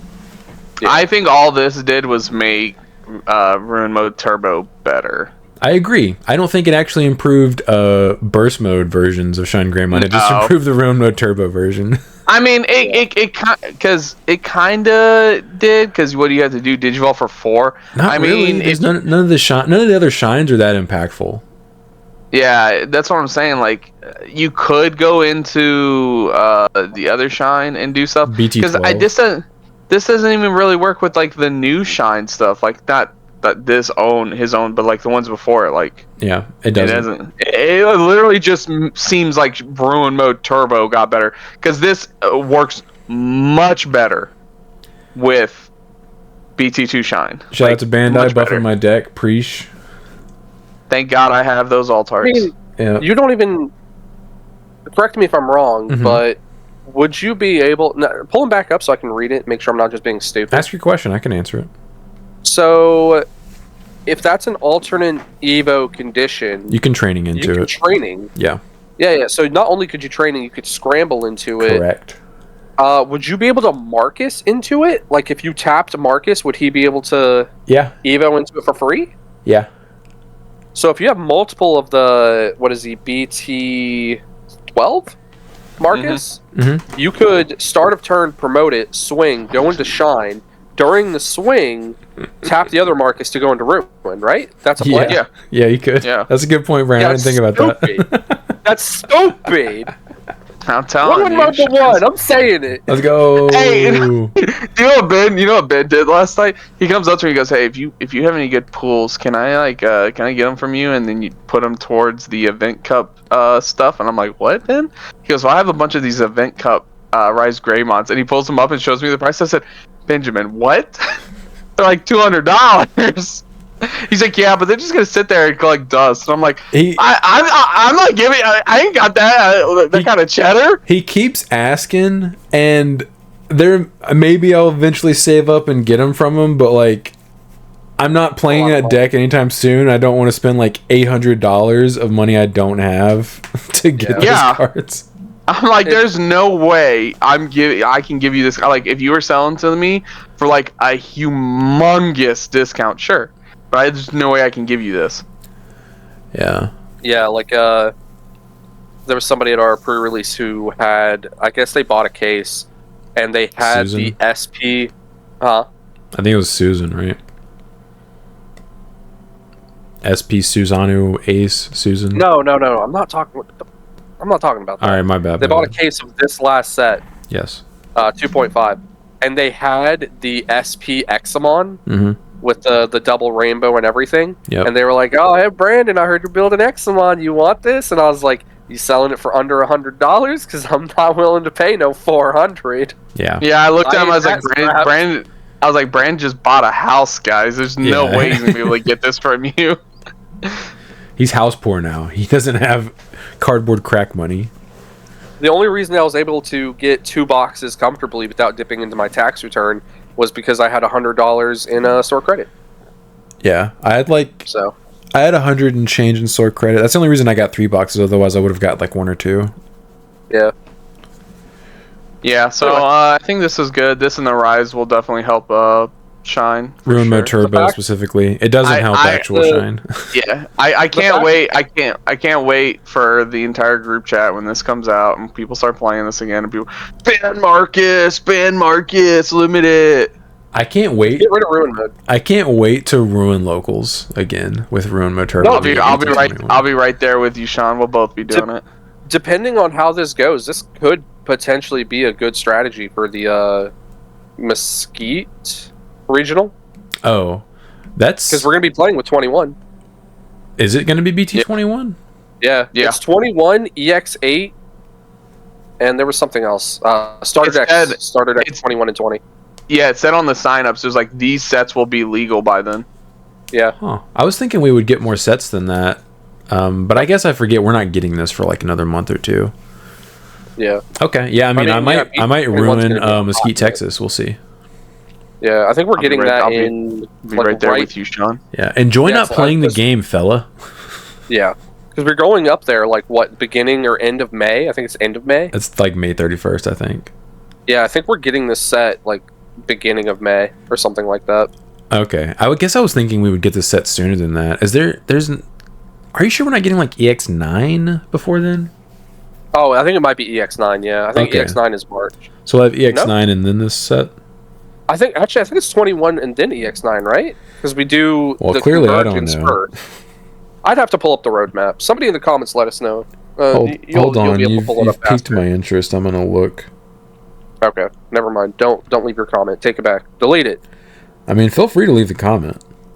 Oh yeah, I mean engagement's cool. You can just tell us what your favorite flavor of potato chips. How about that? That actually is a good question. Sets up to nope, you were right. BT21, EX8, and we'll have the starter decks as well. Which one's EX8? EX8's the one we just had, yeah, right? EX8's the one we already have. So we'll have BT21 and the starter decks, and that's it. Okay, so we won't have EX9. Ruin Mode Turbo, let's go! Yeah, because EX9 hasn't even started being revealed yet, so that makes sense. Dude, I can't wait. That's going to be so good. Let's read this Trash Shine Greymon. Yeah. It has Raid. It also has the hero trait. Who cares? When Digivolving / when attacking once per turn, you may delete one of your opponent's Digimon with 9,000 DP or less. When attacking once per turn, by suspending one of your yellow or red Tamers, Digimon gains crit attack +1 and 3,000 DP for the turn. Yeah, it's pretty awful. It's not absolute trash. It's just not good compared to what we have. It's like, in my opinion, probably like the third best Shine Greymon. Like obviously BT12 and BT2 are like 1A 1B, like both of them. It just depends on what strategy you're playing. Yeah. And then this is like right beneath them. I would agree. This is the third best shine. Would you make this your secondary shine in just normal burst mode? Or No, I don't think. If you're just trying to kill people, I mean, you could consider it. Because this does get security check +1 for the turn. Yeah. I think what kind of helps with this one a little bit is it has that little bit of extra aggression where I think you can kill from 5 security with this. No, I'm thinking you'd have to do a completely different play. Because the burst is going to be trashing. You're going to have your Marcuses that are going to be able to swing, and then he'll have security check +1, right? Like, that's pretty good. Yeah, but the only way, no, because like the Marcus is already getting 2 checks off with the BT12, so it's like you're just replacing that with this. No, you could kill. I know, because you'd have to have the BT12 Marcus in order to get the extra. Right, that's why I was thinking too. Like you're changing the security attack +1 from the Marcus to this. So functionally, this or the BT12 shine will clear 5 security, but you just can't lethal unless you have a second Marcus somewhere, or a third, I guess technically. Which, I mean, let's be real. When are you never going to have multiple Marcuses on the board? I mean, that's true. So I guess this would make the OTK version slightly more consistent. Like, and the removal's nice because we are. I mean, I think we're going to yellow base. Yeah, so like you will be, and it's when digivolving and when attacking plus raid, so it's not bad. It's not bad. I don't like how it's delete this amount of DP. I think it should just minus that much DP. Yeah, I guess they decided to make it kind of red. I do agree. It would have been better. Yeah, when you're targeting something to delete, it's just worse. Yeah. Like we all agree, like trying to delete something is worse than just minusing it. It would have been much better if it were minus 9k. Yeah. Yeah. I think it would have been way more playable if it was like that. Yeah. It's okay. Third best shine so far. Oh, God. Shoutmon. Your turn when Digimon will digivolve into a Digimon card with the Crossart or Hero trait, reduce EVA cost by 1. On deletion, save. Inheritable, your turn Digimon with the Crossart trait gains Rush. I'm tired of you. Get out of here. I legit think that Cross might be a problem when we go to Texas, because it just keeps getting more support. Enjoy not being able to play any of your dudes with a blanket minus 10,000 DP. Pause plugin, P reprint. Definitely a needed one. This card's like $5 sometimes for no reason. Shoutmon DX. This card is also traded as Omni Shoutmon or Z Greymon for Digicross. Security attack +1. On play or when digivolving, delete one of your opponent's lowest DP Digimon. All turns when Digimon would leave the battle area, you may place up to 4 Crossheart or Blue Flare trait Digimon cards from its sources under one of your tamers. Digicross -3 with Omni Shout and Z Greymon. You also forgot to say it's just security tech +1 as well. I did say that. Oh, you did? Oh, I missed it. Yep.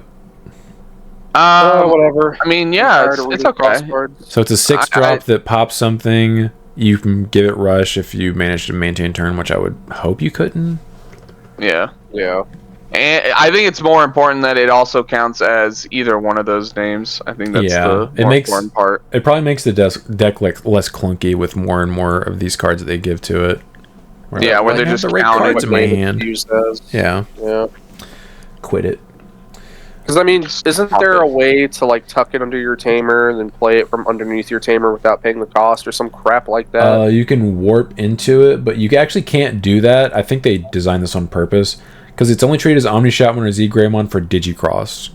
Okay. So, good job, Bandai. You thought of that. Cool. Can't turn my back. 2 cost red. While you have Digimon with the Crossheart trait, you can ignore this card's color requirements. Main, place all Digimon cards in one of your Crossheart trait Digimon's Digivolution cards under one of your tamers. Then you may play one Digimon card with the Crossheart trait from your hand with the play cost reduced by 1 for each card this effect placed. Security, you may play one Crossheart trait card with a play cost of 5 or less from your hand or trash without paying the cost. Okay, we were Thang. So you can just hold on. I'm thinking about the new Shoutmon, the big one, Cross 6 or whatever. You might just be able to OTK people because it's you literally just like go into that, do everything, activate this, put it under your tamer, and then go into another one and then just reset. Right? Yeah, that's crazy. All for like basically going to be like 2 memory. This reminds me of BT10 pre-ban. Oh, so floodgates. Swing. Hold Hold on, its security effect isn't bad either. Yeah, it plays Tamers as well. Oh no. And or trash. And it's got the trait. It's got the cross-hard trait. So like any cards that search cross-hard Searchable. cards. Oh god. Okay, Oh, so floodgates. Yeah. Can't reduce play cost. Sorry, bro. Out Yeah. this first. We've already seen the Goemon Ace. It's just a high quality reprint. Searcher reprint. LM set needed reprint if they want people to try to play that deck. Yeah, this actually might be expensive. How many of these you have to buy? Oh my god. Yeah, I haven't seen them Only recently, bling out your but mother. sometimes they fluctuate between $1 and $2 if that deck's meta. That's hilarious. Kiwimon, this is also a Wind Guardian. All turns when this Digimon suspends, draw 1, inheritable jamming. Of course, it's just jamming. Yep. God. Hey, what do we need for this blue level 4 inheritable? Just give it jamming. Jamming. Okay. Daramon. Oh my god, and then this one's inheritable. Yeah, also Wind Guardian has evade for some reason. On play or when digivolving, one of your Digimon with the Wind Guardian trait may unsuspend. Inheritable. Your turn this Digimon's attack target can't change. This is just nature spirits. Yeah, I was about to say, this is Nature Spirits 2.0. What the heck? Yeah. No, not even nature spirits. This is also just deep savers. This Yeah. reads like a lot of theirs. It's just a little different. Yeah. That's so funny. Then we have, I'm assuming this is Navimon. On Well, player, I'm gonna call it Navi. on player for the top 3 cards of your deck, add 1 card with the Appmon trait and 1 card with the App Driver trait among them to the hand. Return the rest to the bottom of the deck. You can link this with Appmon trait for 1 memory. It'll give that Digimon 2000 DP and piercing. Am I the only one who looks at these these Appmon cards and just thinks, man, they are really over designed? Like, who was drawing this and said, hey, make sure you put like a whole road on his face, like just a whole map? He's Navi though. I get it. I get the idea, because navigation. Like, I get it. I hate it. Do you? So, anyways, the rules came out for these. You can only have 1 app linked, or like 1 linked card. Another thing is there will be cards that say link to, where you can have multiple. But it said if you try and link a Digimon card that's already linked, it will get rid of that linked card and replace it with the new one. Okay, so it's like tools in Pokemon. I think you can only have 1 tool attached to a Pokemon. Yeah, I think so. Where we will eventually get cards where it's going to start saying like multiple, like you can have multiple linked on there. Like, how we have security +1. Yeah. Some will say link +1 and something like that. So I'm curious if this deck's going to be any good. I don't know. We'll see. It doesn't really seem like there's a way. It just seems like you're getting rid of a card in your hand. You know what I'm saying? Like, there's no way to like continuously keep drawing like how Cross does. Yeah. Well, hear me out. I saw something. The deck combines with Cross. I hate it. Yeah, I'm already up. I think we're going to see it later. But Yeah. yeah. Vemon. That's the BT11 one. This is the one where you can have infinite copies. Yes. Then we have Dugatchmon. Okay.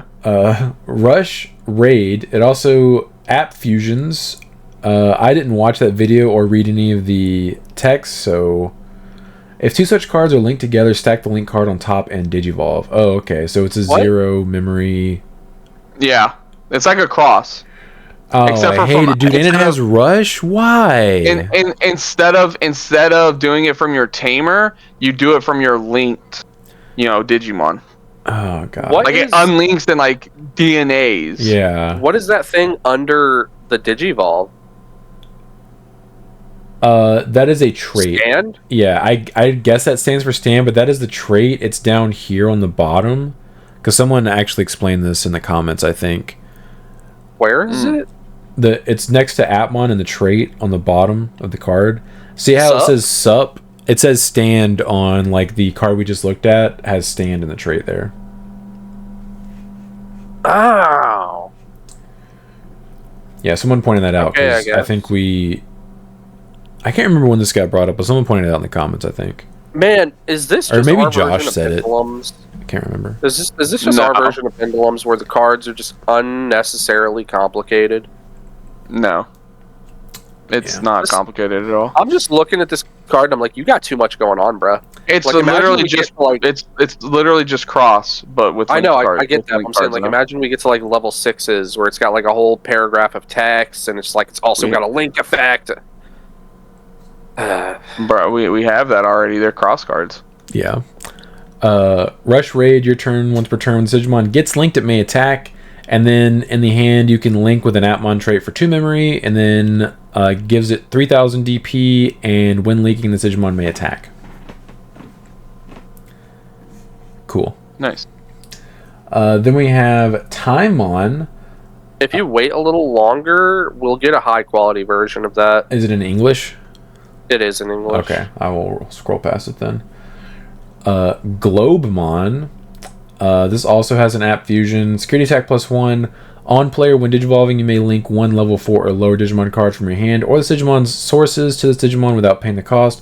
Your turn once per turn when this Digimon gets linked, delete one of your opponent's Digimon with as much or less DP as this Digimon. Link with Appmon trait for 3 memory plus 4000 DP, and then when linking, delete one of your opponent's Digimon with as much or less DP as this Digimon.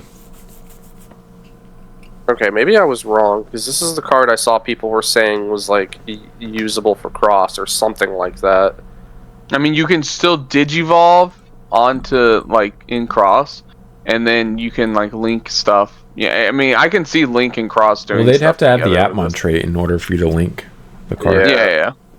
I don't know. I just saw some conversations where people were like, "Oh my god, this is like cross support or something like that," and I was like, "What?" I didn't bother reading any of it. But I'm not seeing it. Oh, here we go, Sean. Oh my god, it's so tiny, dude. Reprint of whatever the hell this is because it's tiny, and we finally get a hollow Edamon from EX5. Let's go! Yeah. Just have to win an event with all commons and uncommons, and it's yours. What? This is a tournament pack. The participant card is this guy. The winner card is the Edamon. Damn it! Well, I will say one thing I absolutely adore about this card is the colored border. It is cherry blossoms. Yeah, it does look very pretty. I'm sure my opponents will be able to mire it whenever I hard play it and tell them they're about to get aced in the face. Josh has already started cooking for this format. I told him I don't think Friday is going to do it because they never do weird formats, but Tuesday we'll probably be able to do that. Okay, cool. Tuesday locals. And then we have Gaiomon, which I think is pretty mid, unfortunately. Yeah. I mean, it's the second best Gaiomon, right? I don't even think that's true. I think this is probably the third best one. You don't think it's better than the Archer one? No, the Archer one blows something up or trashes security and then evos for free into a Gaiomon. Right, yeah, that's true. It also does not have a billion keywords on it, so awful bad. So Gaiomon has reboot and blocker. When Digivolving until your opponent's turn ends, one of your opponent's Digimon gains start of main phase. This Digimon attacks. Then this Digimon may attack. All turns once per turn. When attack targets change, trash your opponent's top security card. I also just realized it's for 5, so yeah, that's actually kind of... Yeah. That's a lot for like a pretty underwhelming effect. Yeah, not underwhelming, but like a whelming effect. Yeah, you're probably evoing into this for free off of the EX4 Gaiomon. I think it's EX4. But still, this doesn't have removal, and it's not immune. So like, unless we get like a really good ace that this allows you to set up, I don't see how this is good. Sean, it does have removal. It just requires your opponent to have a Digimon for you to make attack, and then you block with. You're right. You got me. It's power creeped Wargreymon ace. Yeah, I mean, it would force your opponent to get ace. You just have to ace into a level 7 and then hope your opponent doesn't out it. Yeah. I wish this card were better. I really like Gaiomon as a design. Yeah. But this art looks really cool. The art is very pretty. Yeah. I'm just kind of disappointed with the when Digivolving would have been fine if the all turns or like there was a secondary effect that just like did something that like removed Digimon from the field. Kind of like Black War Gray X. Yeah, something like that. That would have been nice. Also, EX6 Lucimon reprint in Japan's LM set. This will probably be an event pack for us. Thanks, Bandai. This is really funny, though, because this is a good reprint, and I'm curious what the secondary market is going to look like on a lot of cards that are less than a year old that are really expensive just because of the scarcity, like Cherubi Ace. I wonder if they're going to start plummeting because people are going to start dumping their copies, thinking this is probably going to happen to those cards as well. Hopefully it does. Watchmon. On play until your opponent's turn ends, one of their Digimon can't attack players.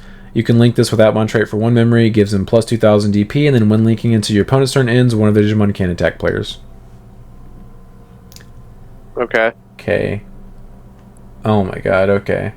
So these are all promos. We have Doraemon. Inheritable when attacking once per turn, this Digimon may digivolve into a Digimon card with the Chronicle trait in the hand, so that's Chronicle support. Well, you gotta play that now, right? Like, you have to have that for that deck. Yeah, you would play that. That sucks. I mean, if that, like, I hate how they do that. Like, especially if these are, like, hard to get. Ideally, ideally these will be easy to come by because that is definitely the de facto Tama you play in that archetype. Yeah, you have to play that now. Yeah. There is no other option. Yeah. Then we have a Gigimon. Inheritable on deletion. You may return 1 Digimon card with Growlmon or Galmon in its name from your trash to the hand. This is Megidra support. Yeah, I was about to say, it doesn't seem like it's normal. Yeah, it's purple, Yeah, it's the second purple Gigimon we've had. The first one was in BT5. I was just thinking, I was like, man, it would be cool if we had a Gigimon that was like on deletion trash a card from both players' decks. And I'm like, hold on. Could Beelzemon find a way to make that, like, imagine that Immon swings and it's like mill 4 cards? Nah, they wouldn't do that.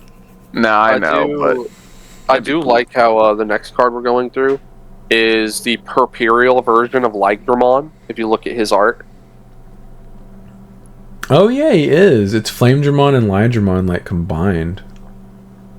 That's so weird. I think it's just the Purpurial version of Ligdramon. Okay. Because, like, Shadedramon's right there as well. He's the one about to get arrowed in the face. Sagittariumon. Evil's on top of Vmon for 2. Armor Purge. When digivolving, one of your opponent's Digimon gets minus 3000 DP for the turn.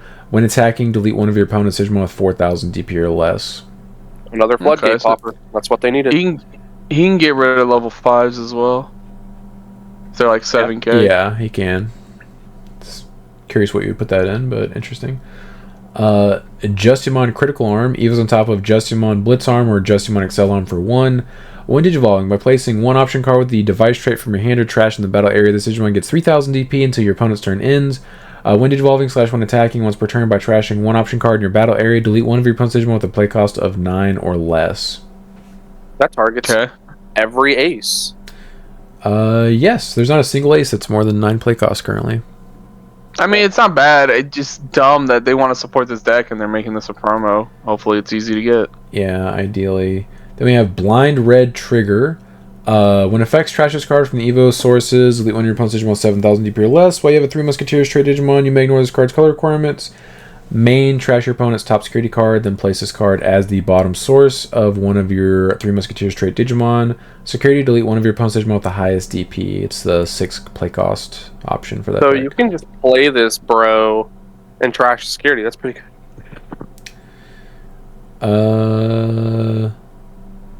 Is that the first option card we have that just straight trashes a security? Your opponent's security? I think so. I can't think of one that just trashes your opponent's security. There's like some that like give your opponent the option, or there's like a stipulation. This one just straight up says do it. Yeah, this one just says do it. It's happening. Just do it. Just do it. Just do it. Then we have we have a Royal Base field spell. It's called Royal Base. Security face up security. Your turn once per turn. When any of your Digimon would digivolve into a Digimon card with the Royal Base trait, reduce the Evo cost by 1. Main, the tamer should have done that. Yeah. Main, add your top security card to the hand, then place this card face up as the bottom security card. And then the security effect, when it's checked out of security, you may play 1 level 5 or lower Digimon card with the Royal Base trait from your hand without paying the cost. Oh, so just That's like every other field spell has the same. Yes. Pretty solid. Yeah, so like if you can stack these up, because it adds your top security to hand, then put this at the bottom, so you can stack these where you can just once per turn just evo for like free. Oh, right, yeah. Because the other ones say add your bottom and then place this at the bottom, right? Oh, yeah. So you could just stack a bunch of these. Yeah. They had to make sure it actually worked with the royal base. Right. That's what they do. They recycle their top security to put stuff in the bottom. Yeah. Yeah. Timon has blocker. Your turn once per turn when Digimon gets linked, de-evo one of your opponent's Digimon. You can link this with Appmon trait for 2 memory. It gets 3000 DP, and when linking, de-evo one of your opponent's Digimon. Nice. That's actually pretty good. De-evo's always nice. Yeah. Then we have War Greymon promo box topper. This is better than the Gaiomon. Security attack +1 and blocker. And then when Digivolving, delete one of your opponent's Digimon with as much or less DP as this Digimon. All turns this Digimon gets 1000 DP for each color, Digimon, and Tamers you have. So, this is kind of War Greymon. Hold on. That's not what it says, Sean. You read it word for word how it says it. Yeah, I did. Oh, yeah. Mistranslation and everything.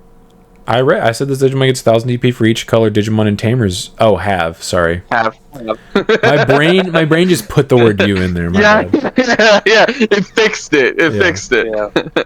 So this is the War Greymon I was referring to earlier, because like you could just promote Agumon. I have a bunch of Tamers. Warp into this. Hard play Birdra. Evo into Garuda. Swing for 4 checks. While deleting something. While deleting stuff, yeah. Yeah. So this guy's default 13,000 DP, by the way. Yeah. Yep. It's not bad. No, it's pretty good. It has removal in the effect, which is good. Yeah, we'll have to see what everything looks like together. I swear to God, this thing better have texture. These promos better have texture. I really hope they do, because this one is begging. The artwork is begging for texture. This is. I like the background a lot. The border list. Oh, it just reminds me of the old security BT2 board. BT2, yeah. Circuit boards. The old BT2 circuit boards. Elizamon. Ew, what in the Barney the dinosaur is this? That's what it looks like to me too. On play, reveal the top 3 cards of your deck. Add 1 card with the Reptile or Dragonkin trait and 1 card with the Liberator trait among them, but the rest on the bottom of the deck. Inheritable your turn once per turn. When your opponent's security stack is removed from, gain 1 memory. I mean, it's not bad. I like that effect. The Inheritable's, not bad either. Yeah. I don't know what the hell this is for. Yeah, we know, Brandon. You don't like the way it looks. Yeah, you hate it. We get it. Dude, it's like the color of Vision. It has the same color scheme, but it's a little dragon. Well, it evens into this guy. I kinda like this one. This one's design's pretty cool. Yeah. Dimetromon. When Digivolving, if you have 1 or fewer Tamers, you may play 1 Owen Dreadnought from your hand without paying the cost. So Owen Dreadnought gets 1 before TK, Kari, and Ty get 1. Cool. Let the salt in. Inheritable your turn once per turn. When your opponent's security stack is removed from, gain 1 memory. Okay, so we can finally play. We can finally play the coolest named Tamer in the entire game. You could play it in a deck, dude. No. Because hopefully this means it's getting another one that's actually better. I'm curious if this getting revealed made pre-released Owen Dreadnoughts get bought out for literally no other reason. It's the coolest name in the game. He has a sick name. I will admit, his name is sick. But everything about him is just okay. This would have been good in 1.5 format. It's just weird that we got his Tamer, but we had none of his line. It was just him. Yeah. Oh, was that the last one? Oh, I was kind of hoping to see more of that line. Dang it. Sorry. Comment questions. Global Digital Empire said red card is referencing D-Reaper because they use it in the anime to defeat them. And said, I wish my locals did pre-release sealed format. It's just another weekly tournament with extra packs as entry prizes. That's really disappointing. Oh, so you guys don't do sealed at all? Nope, that's fine. Shut up. Sealed is fun. Unless you're bad. I mean, if you pull really cool, it's awesome. If you don't pull absolute dog water, sealed is fun. If you do pull dog water, yes, it's not that fun because you just get destroyed by people that did pull okay cards. Mm-hmm. But for the most part, you're not going to pull just straight jank. You can figure out a strategy. I didn't realize where these comments came from. Then I realized they were a reply to the... Yeah, sometimes I miss those when people do that, but I caught those. Rockley Rules 101. I think the upcoming adventure decks, Star Deck 20 and 21, are really just a 2-player starter kit in disguise. You get them to learn the game with somebody, then smash the decks together for locals. Would you prefer this type of product to be bundled in one package? What about precons coming with a full set of everything at a higher price point? Any extras are in the deck modification pack? I think a little cool pack that comes with both of them would actually be pretty cool. Yeah. Yeah. I would prefer that because, I mean, I'm probably going to buy both of them to have those cards in case I ever play that. So, like... Yeah. Yeah. I would hope that you don't have to buy... I mean, we're probably going to have to, like, you're going to have to buy 2, dude. Don't even... Yeah, you're going to have to buy 2. Yeah. Okay, never mind. You already know. The ratios are already set. Yeah. You're getting 2 rares, you're getting 2 supers, and you're going to need 4 of each. Yep. Yeah, I like precons come with a full set of everything. Like, the advanced decks have full sets of, like, reprint cards. I thought that was really nice. It's really good for people trying to get into the game, and if they want to build that archetype, like, it's really easy for them to just buy that and just buy a few more singles and they're good. Yeah. Mm-hmm. Do you think the, this is a little off topic, do you think the adventure starter decks are going to have a new version of Omni, or do you think they're just going to expect you to use the Omni Ace or a new Omni in the actual set? No idea. They might not even have that intention in their design. Yeah. JFox50, what's up with Brandon and Dix this episode? By the way, I'll be at the Dallas Regional too. We look forward to seeing you, and I don't know, man. Sometimes you're just in you're a bit of a dick day, you know? Sometimes Brandon just has dick on the brain. Yeah. It'd be like that. It's 2025. You got something against that, huh? Huh? No, just pointing it out. Yeah, hopefully we see you at the Dallas Regional. Because it's Mesquite. Because you guys keep saying it's Mesquite, not Dallas. It is Mesquite. I called it Dallas because Ben called it Dallas. And he's like, you going to Dallas again this year? Or are you down to go to Dallas? And I was like, what? And he's like, sales are live. And I went and... I saw that it was in Texas and bought the ticket. Like, I didn't pay attention to the fact that it wasn't actually in Dallas. RDD48, I gotta say the A starters feel good to get a hold on the game at the moment I start. Though balance wasn't great, Metal Garu was a turn stealer and delete something while war was blocked, but for upgrades both suck. PD, I'm not One Piece TCG expert, but they say their reprint boxes are great. Could Bandai steals from itself to give us something nice? Saludos and keep it great. Thank you. Yeah, it would be nice if we had better reprint, boxes. People would be more comfortable with stealing ideas from other people and being like, hey, you know what? You actually had a good idea. I'm going to do that too. Well, they would be stealing it from themselves. Yeah, especially if it's their product. Yeah. Just give us better stuff. You're capable. Yeah. We have proven that you can't kill this game. Yeah. People thought this game wasn't going to last as long as it did, and here we are. If I had a nickel for every time I've seen a Digimon is dying YouTube video, I'd have a shitload of nickels. Yeah. Yeah, I would agree. The Metal Garu was definitely the better of those two because it had removal in its effect. Yeah. Daryl effing G's. I think that makes no sense reading that. If you were buying boxes at 2.5, how many would you say I'd need to buy to get a full playset of RK support? I know there's no real way to know this, just wondering what everyone thinks. I would just buy singles, but I also want some other stuff from the set. Buy singles. 100%. I opened 2 boxes. I got 1 Omni and 0 Cool Boy. I opened 3. And 1 Omegamon. I opened 3 boxes. I'm pretty sure I pulled 2 rare Omegamons, 2 Omnis, and I did pull a playset of Cool Boys, but like the fact that I only pulled 2 Omegamons, like, yeah, you're just gambling at that point. Always buy singles if your intention is just to build one archetype and you don't like. With how big the set is, like it's very hard to get full playsets, especially of the rares. The rares are the weirdest thing, yeah. Yeah, so I would suggest buying singles unless you just really want to open a box. Then yeah, definitely for sure buy a box. But But don't buy it hoping to get like a full play set of cards that you need. Yeah, to like basically guarantee a playset, I would suggest buying a case, a sealed case. Yeah, because then you're probably going to get a playset of the Omni X's, which you need, obviously. Especially since it seems like a lot of the supers in this set aren't going to be very expensive. You know, it's like this, like the Omni, the Zephica mod's only like 15, so it's not even like that super expensive.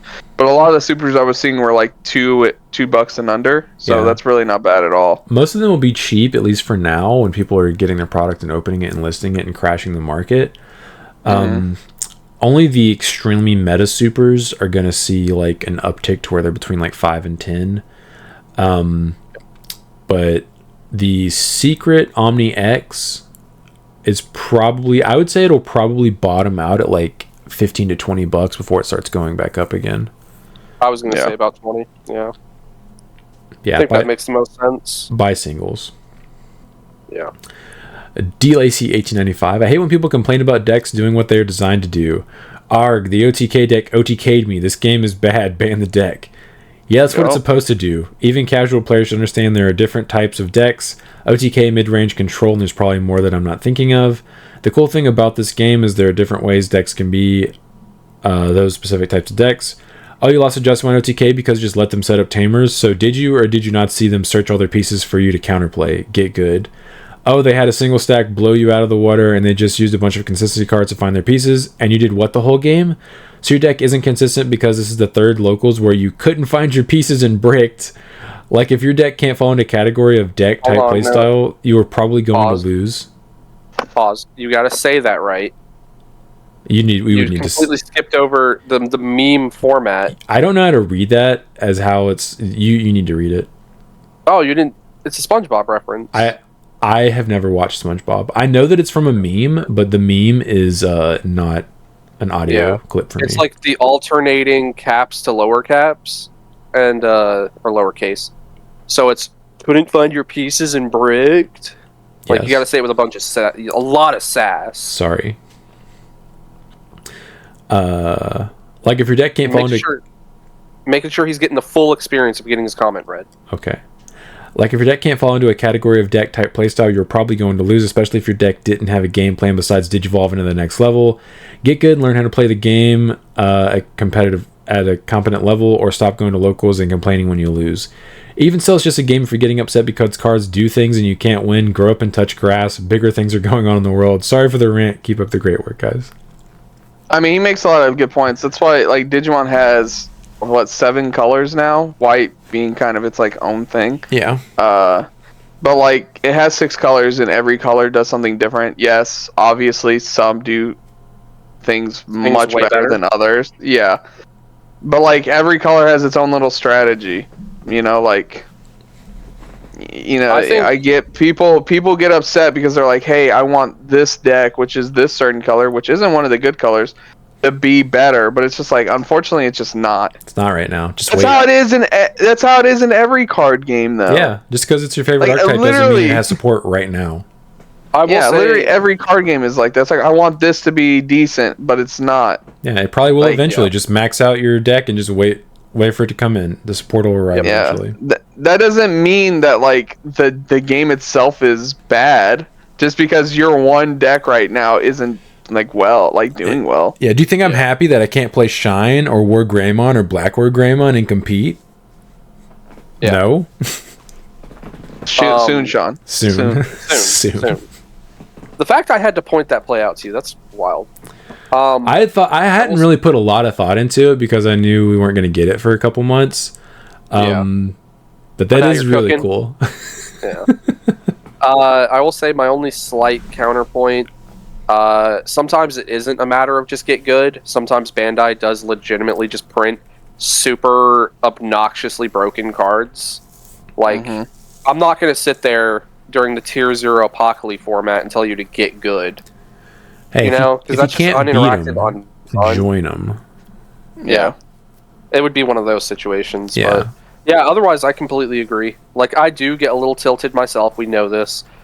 When Sean just OTKs me turn 3 because my rookie happened to survive his security check. but That is them's what the happens. breaks. Yes. It's just my deck. I don't think has a very good matchup into that.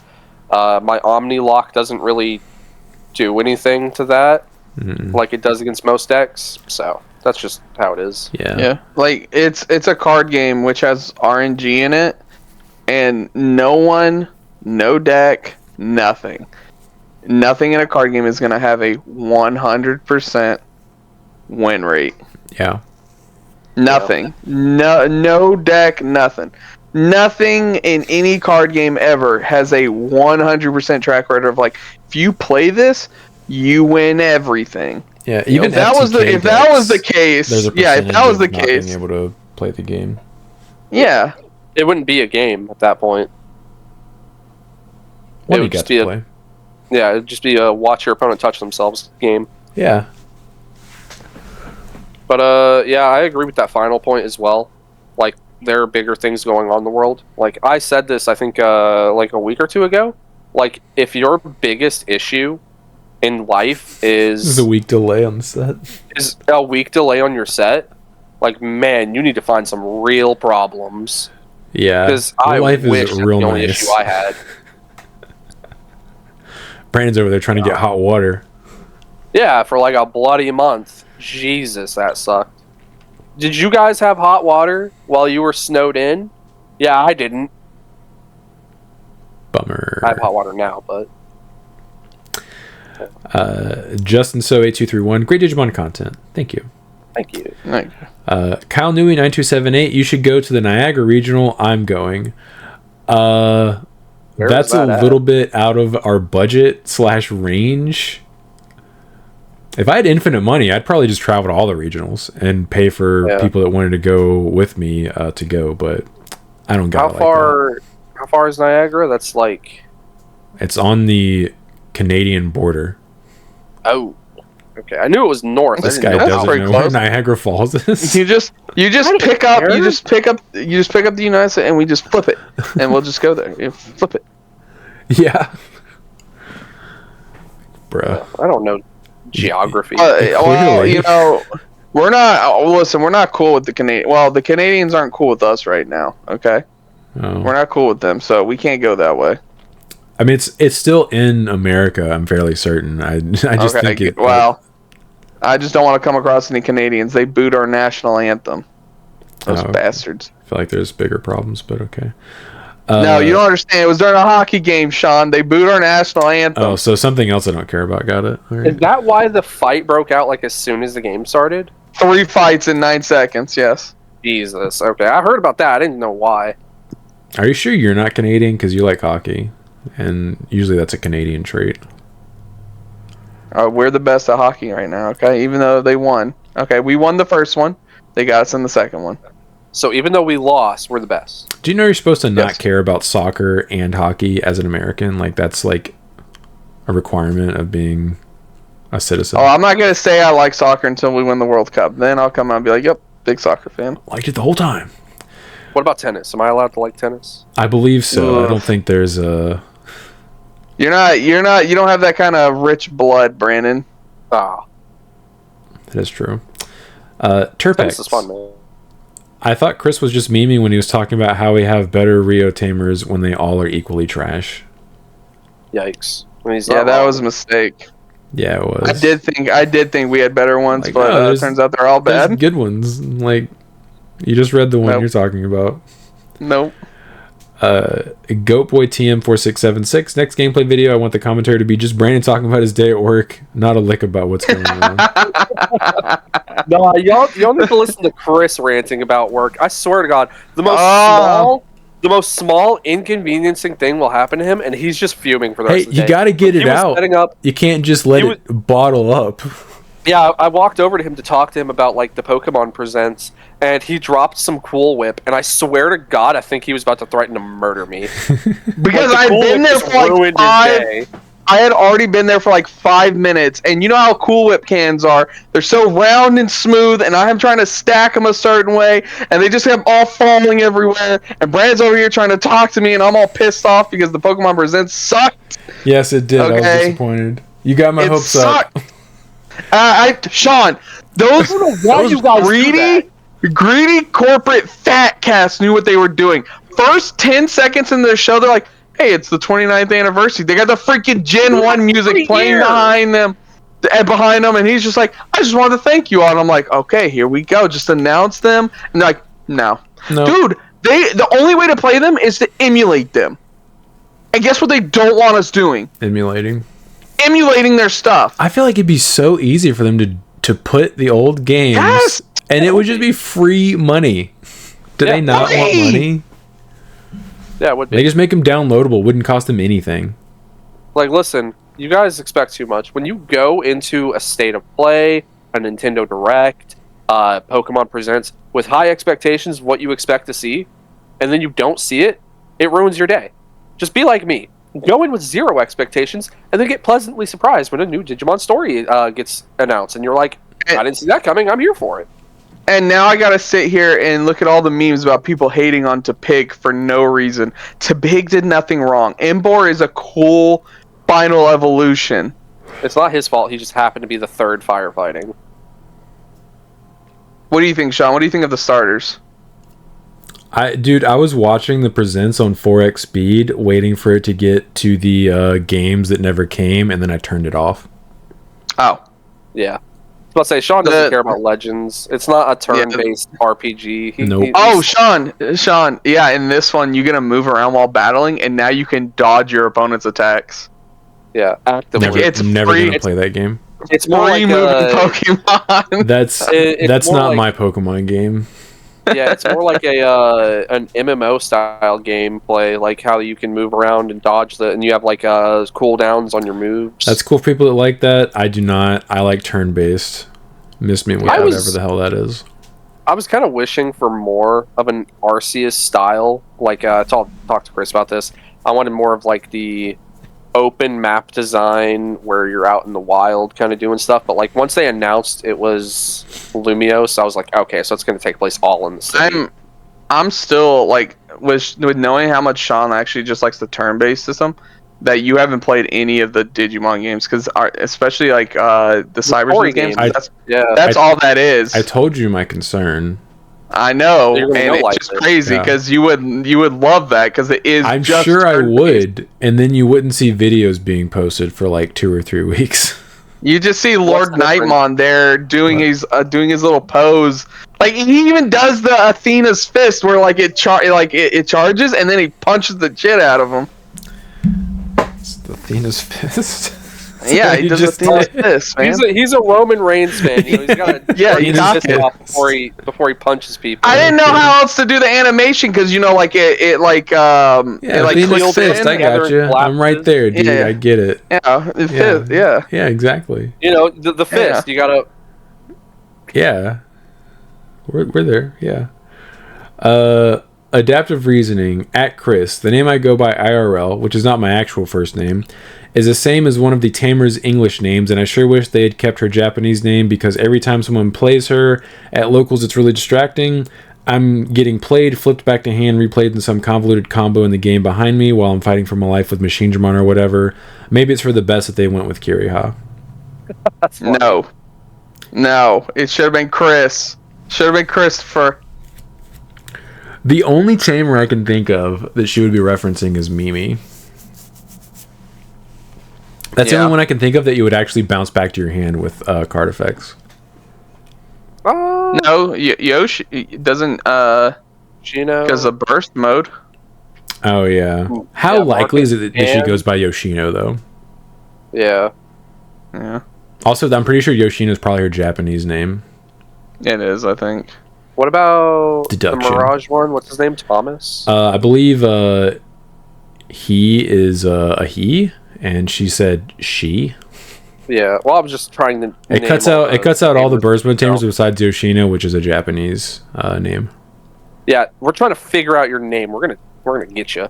I think it's Mimi. I can't think of another tamer. Can you bounce Kari back to your hand with any effect? I can't think of any. I don't know, Sean. You're the yellow player. You tell us. I don't think you can. That's why I said it like that. I think it's Mimi. That's my guess. Final answer, Regis. All right, so now every time you read Adaptive Reasoning's comment, you gotta say Mimi. I will say, I could see how that's distracting because sometimes I think I hear my name at locals and it causes me to look up, and then I realize no one said it. Like, it actually happened to me like 3 or 4 times last night. I kept hearing the word. I kept hearing Sean, and I looked up, and no one was looking at me, and I was like, I guess I was just hearing stuff. Yeah, every time someone plays Owen Dreadnought, I get distracted too. I'm like, damn, what? That's a cool name. Every time someone plays Cool Boy, I'm like, what? Yeah. I was gonna say Sora's another. Sora! Oh, Sora! The Garudamon. Oh yeah, Sora. Of course, Sora. I think it's most likely Sora because that is more likely to have taken place, because to bounce Mimi back to your hand, you'd have to play the 0-cost option that rarely gets played. Right. Yeah. Sora. And birds actually see some play. Yeah, and their combos are way more convoluted, to where I would actually use the word convoluted. What's the other? Oh no, wait, it might be no, but I think that's her Japanese name. I think it's Akira. I mean, maybe. You look it up. We'll figure it out. Yeah. All right. Your name now is Sora, Mimi, and then whatever the third one is. I think that one's a Japanese name. It's probably Sora. Not Akiho. Yeah, that's got to be. That's okay. Japanese. Your name is now Sora Mimi. Adaptive reasoning. There's also Christy Damon. Oh, Christy? It could be Christy. Okay, damn, that was way off. It's definitely not Mimi. It's one of the two. Sora Christy. New name is Sora Mimi Christy. Boom. Full name right there. There's also Keenan Cryer, although that is a he and not a she.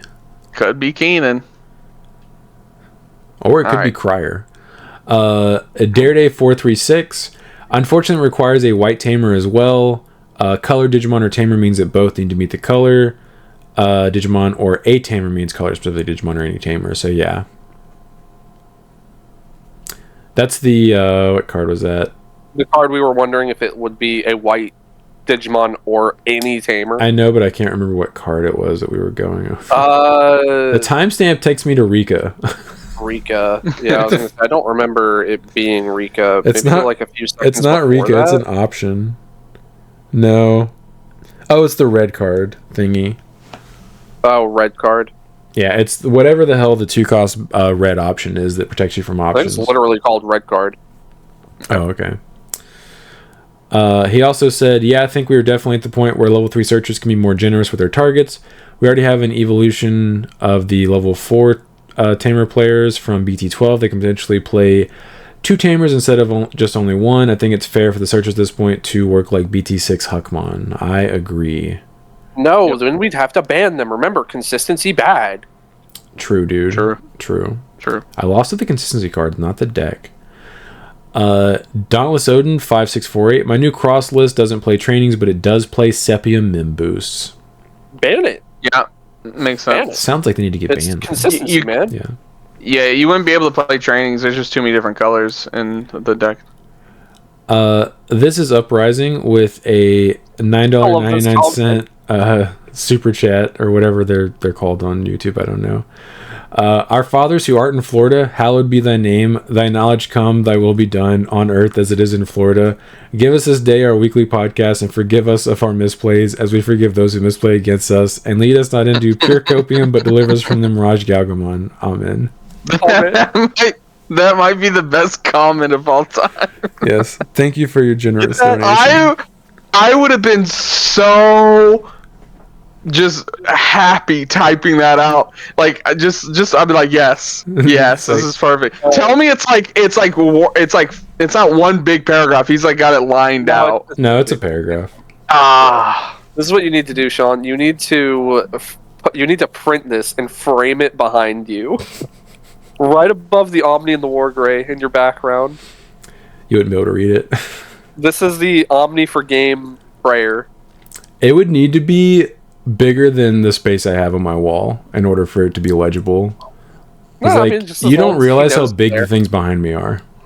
No, I can tell from depth perception. I have very good eyes. Like, come on now. Like, I know what the scale of the big Vegeta and the helmet are. Yeah, I know how far away that is. The helmet is life size. If I had a regular size human head, I would be able to wear it. Wife comes in and sees it like printed and hung up on the wall. She's like, "What's this?" This is my prayer for the day. Yeah. I pray to this whenever I play Digimon. Yes. Gravesbeard 8078. I'm not much of a person that collects cards, but that Appmon art shared with Appmon from 2.0 looks so good.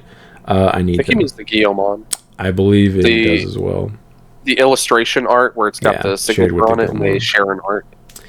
Yeah. Yeah. It does look so good. And the Appmon's actually playable, so that one's probably going to be more expensive than the Guillemon. Unfortunately. But yep, it's expensive. Dr. Fab 671. I'm definitely going to try and find room for the new Bills and Demon Lords. Running 2 would really help beef up the defense in games you don't see Shoto, and it can kill floodgates. It admittedly would feel terrible to kill the cost-reducing ones with it, though, because you'd be paying like a bunch of memory. I'm also thinking of swapping my Porcupine for Queen Device. Still kills floodgates and stops when digivolving effects, so it's a dead card less often than Porcupine. There's also enough Lucamon cast modes in the deck that I'm not too worried about not having a yellow source to play the second one. Yeah. Yeah, I mean, pretty fair. That's interesting, thinking of different ways to like incorporate devices in decks that aren't just Emon. Mm-hmm. But just as like a device that can just pop something and you can play it irregardless because of the you can play it as long as you don't have another one on the board. I think that's smart. Yeah. Benjamin Wiseman 6567. I've been playing with bunnies for a while, and I think I finally found the best second level 5 BT2 Argomon. Unfortunately, you can only play one of it. Adaptive Reasoning said that's because it has an inheritable. It has an inheritable. X. I also just found this pretty interesting list where it's Dino Bunnies, where it just plays the bunny engine, but your top end is like Dinomon, Medieval Gallant, and Cherubimon Ace. And I'm like, you know what? That's like a much better top end than bunnies ever had. Like the Alliance bunnies. Yeah, because all of your top end removes things. Yeah, and like you could just pretty much digivolve into Dinomon for effectively free. No. Not free, but it's like Evo's for 5 or 4? Yeah. No, like how much is Evo? No, it's for? 5. 5. So you could Evo into them for 3 memory. Yeah, which is effectively free in most Dinomon decks. Yeah, you could combo into him in 1 turn though. Yeah. If you're playing like the Dual Tamer and body playing dudes and stuff. Yep. It looked pretty fun, but I'm like, man, I mean, I might play that this set, but there are other 2.5 decks I want to actually play. There's quite a few decks that are interesting. Mm-hmm. Jim the Kid. I'm kind of sad you didn't like my idea for the starters. You were too busy clowning the people who want the training sit. LOL. To whoever can help, how do I make Ancient Omni to beat my locals spamming Mommy Control and Vaccine Magna with the egg that procs Magna on Swing Nyaramon by trashing to gain a memory? I'll let Brandon take this one, but I'm curious why you would be struggling with Ancient Omni against those 2 decks. Specifically for the Mommy, it's probably because you're never going to actually be able to hit them. You'd have to have something that would make your dude unblockable, which would be the actual Koji. It's Ancient. So you have to rely on that Koji. It's Ancient Omni, Brandon. That's what I'm saying. Like, there's no way to actually get the final swing in. How do you smoke Chris every time he plays Mother Control with Ancient Omni? I have 3 copies of BT15 Melga. Not everybody has 3 copies of BT15 Melga. Okay, well, assume he has full-powered Ancient Omni, and he's asking you this question.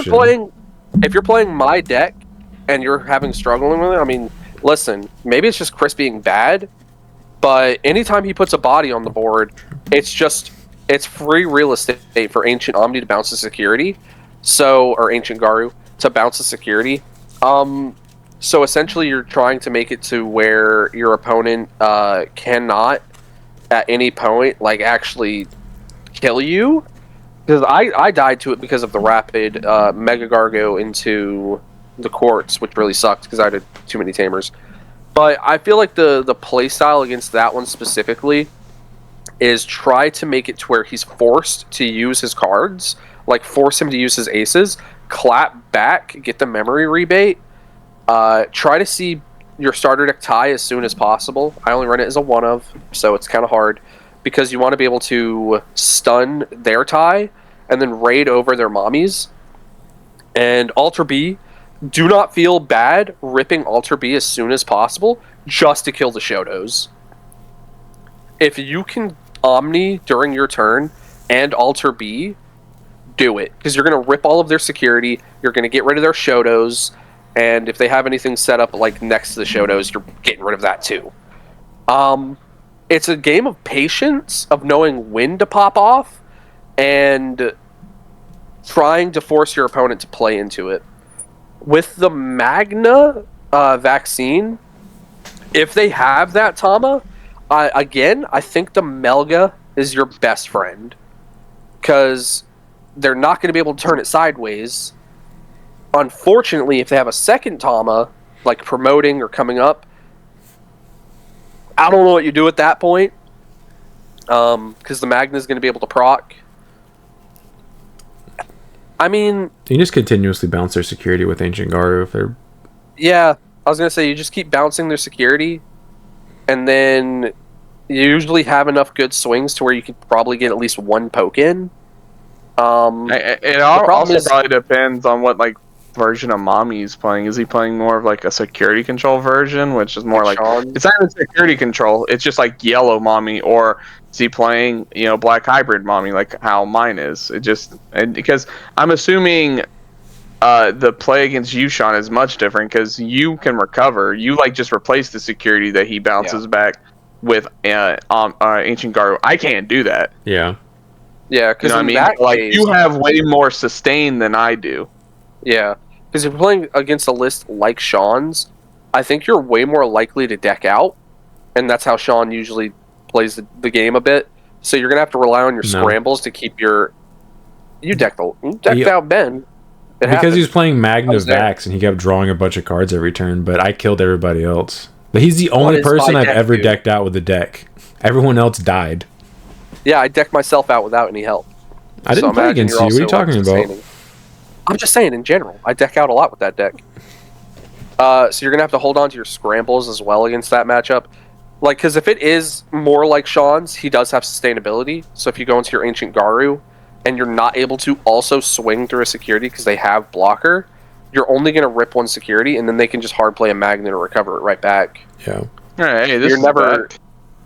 Huh? Yeah. I said, hey, this is back. You bounce the Magna to hand. Okay, do it again.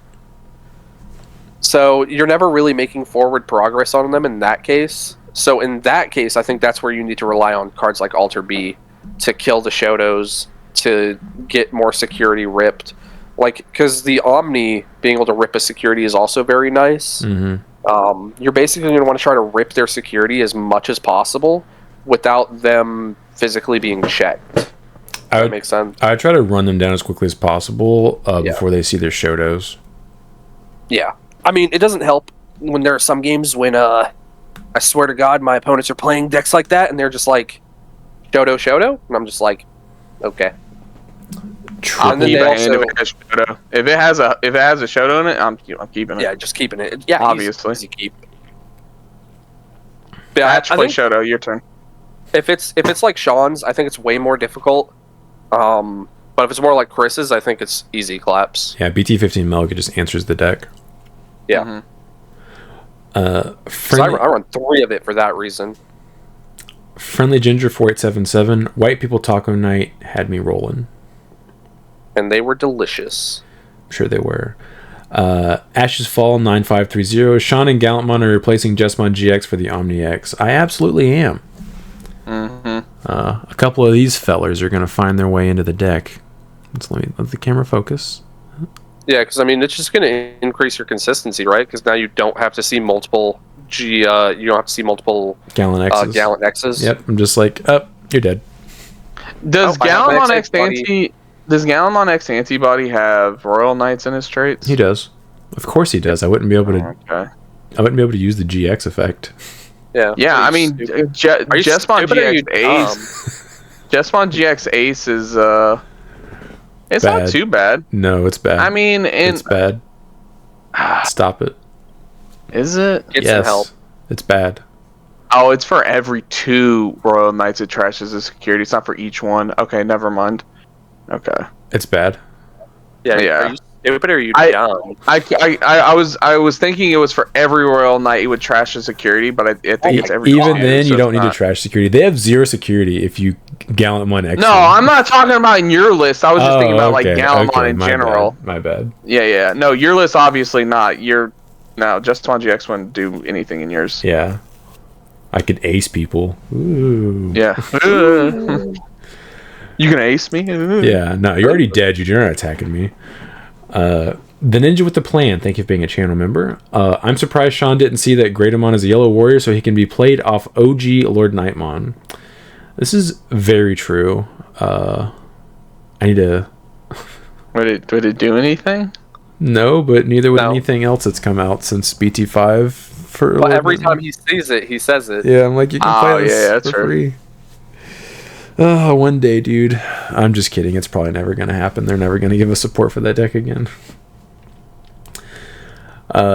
Kane Cross. First time commenting here. Keep up with the good work, guys. Thank you. Thank you.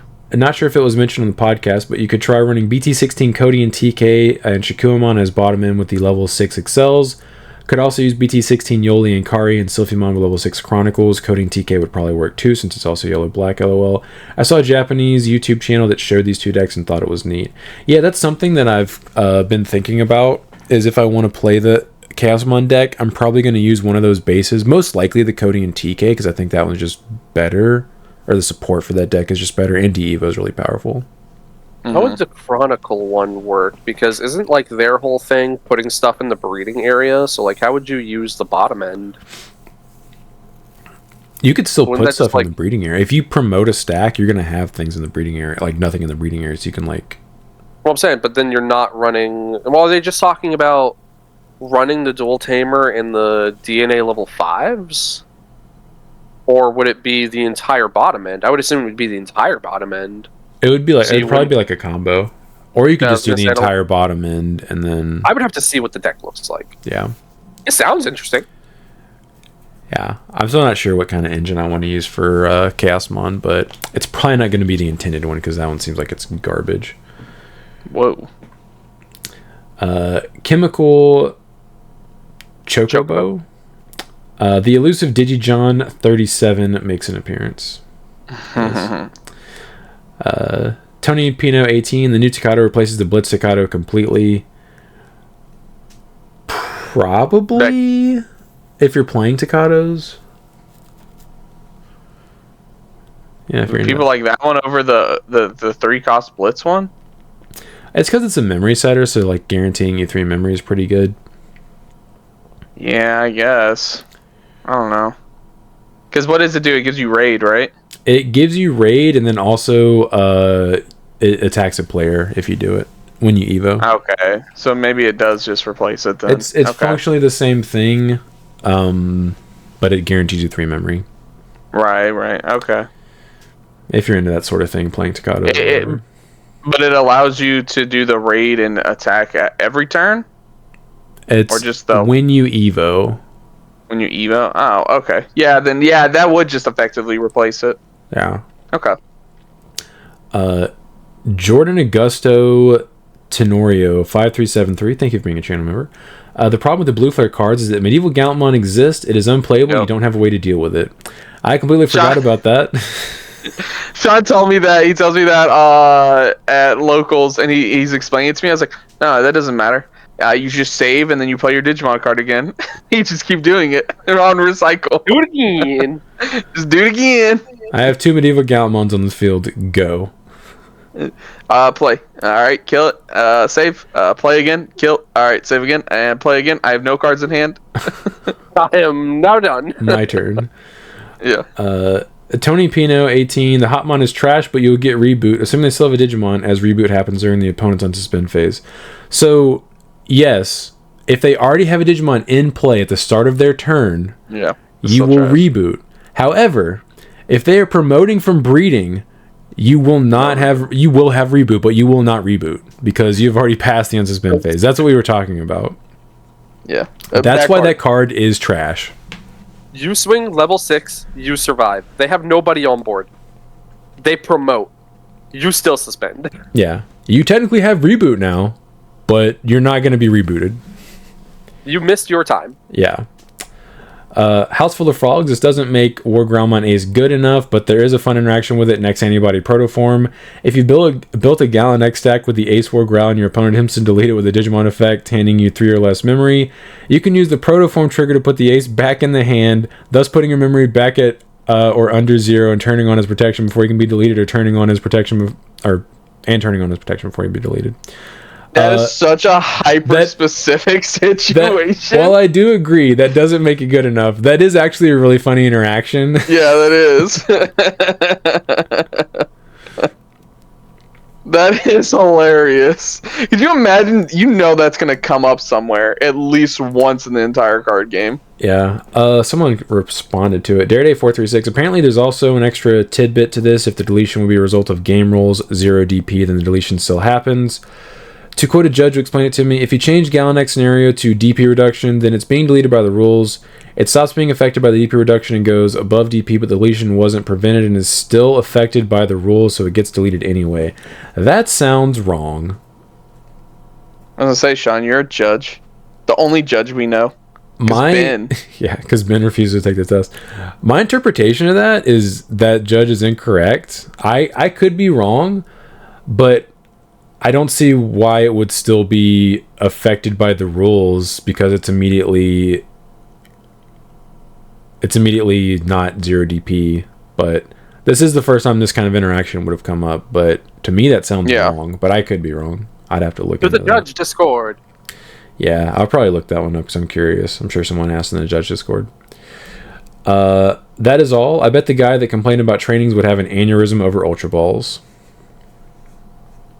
It's almost like you haven't seen any other card games. Crazy. Yeah. First time? First time? First time? I want that person to perpetually play in 1.5 format with no mulligans and no consistency fixing cards. And I want... just God. This game's so much better. I'm not losing to training cards. I'm losing to my own deck. I want that person to get transported back to Yu-Gi-Oh! When Dragon Rulers first came out. No, dude. I want them to have their cake and then be forced to eat it in a perpetual 1.5 format where they can't. And it's just a cake full of crap. Yeah. And they're like, I'm losing to myself because I can't search anything in my deck. I just have to raw draw it.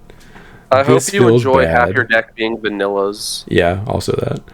So stupid. Global Digital Empire. Just when I thought the 3+ hour pod from last week was the peak, they dropped this 4-hour bomb.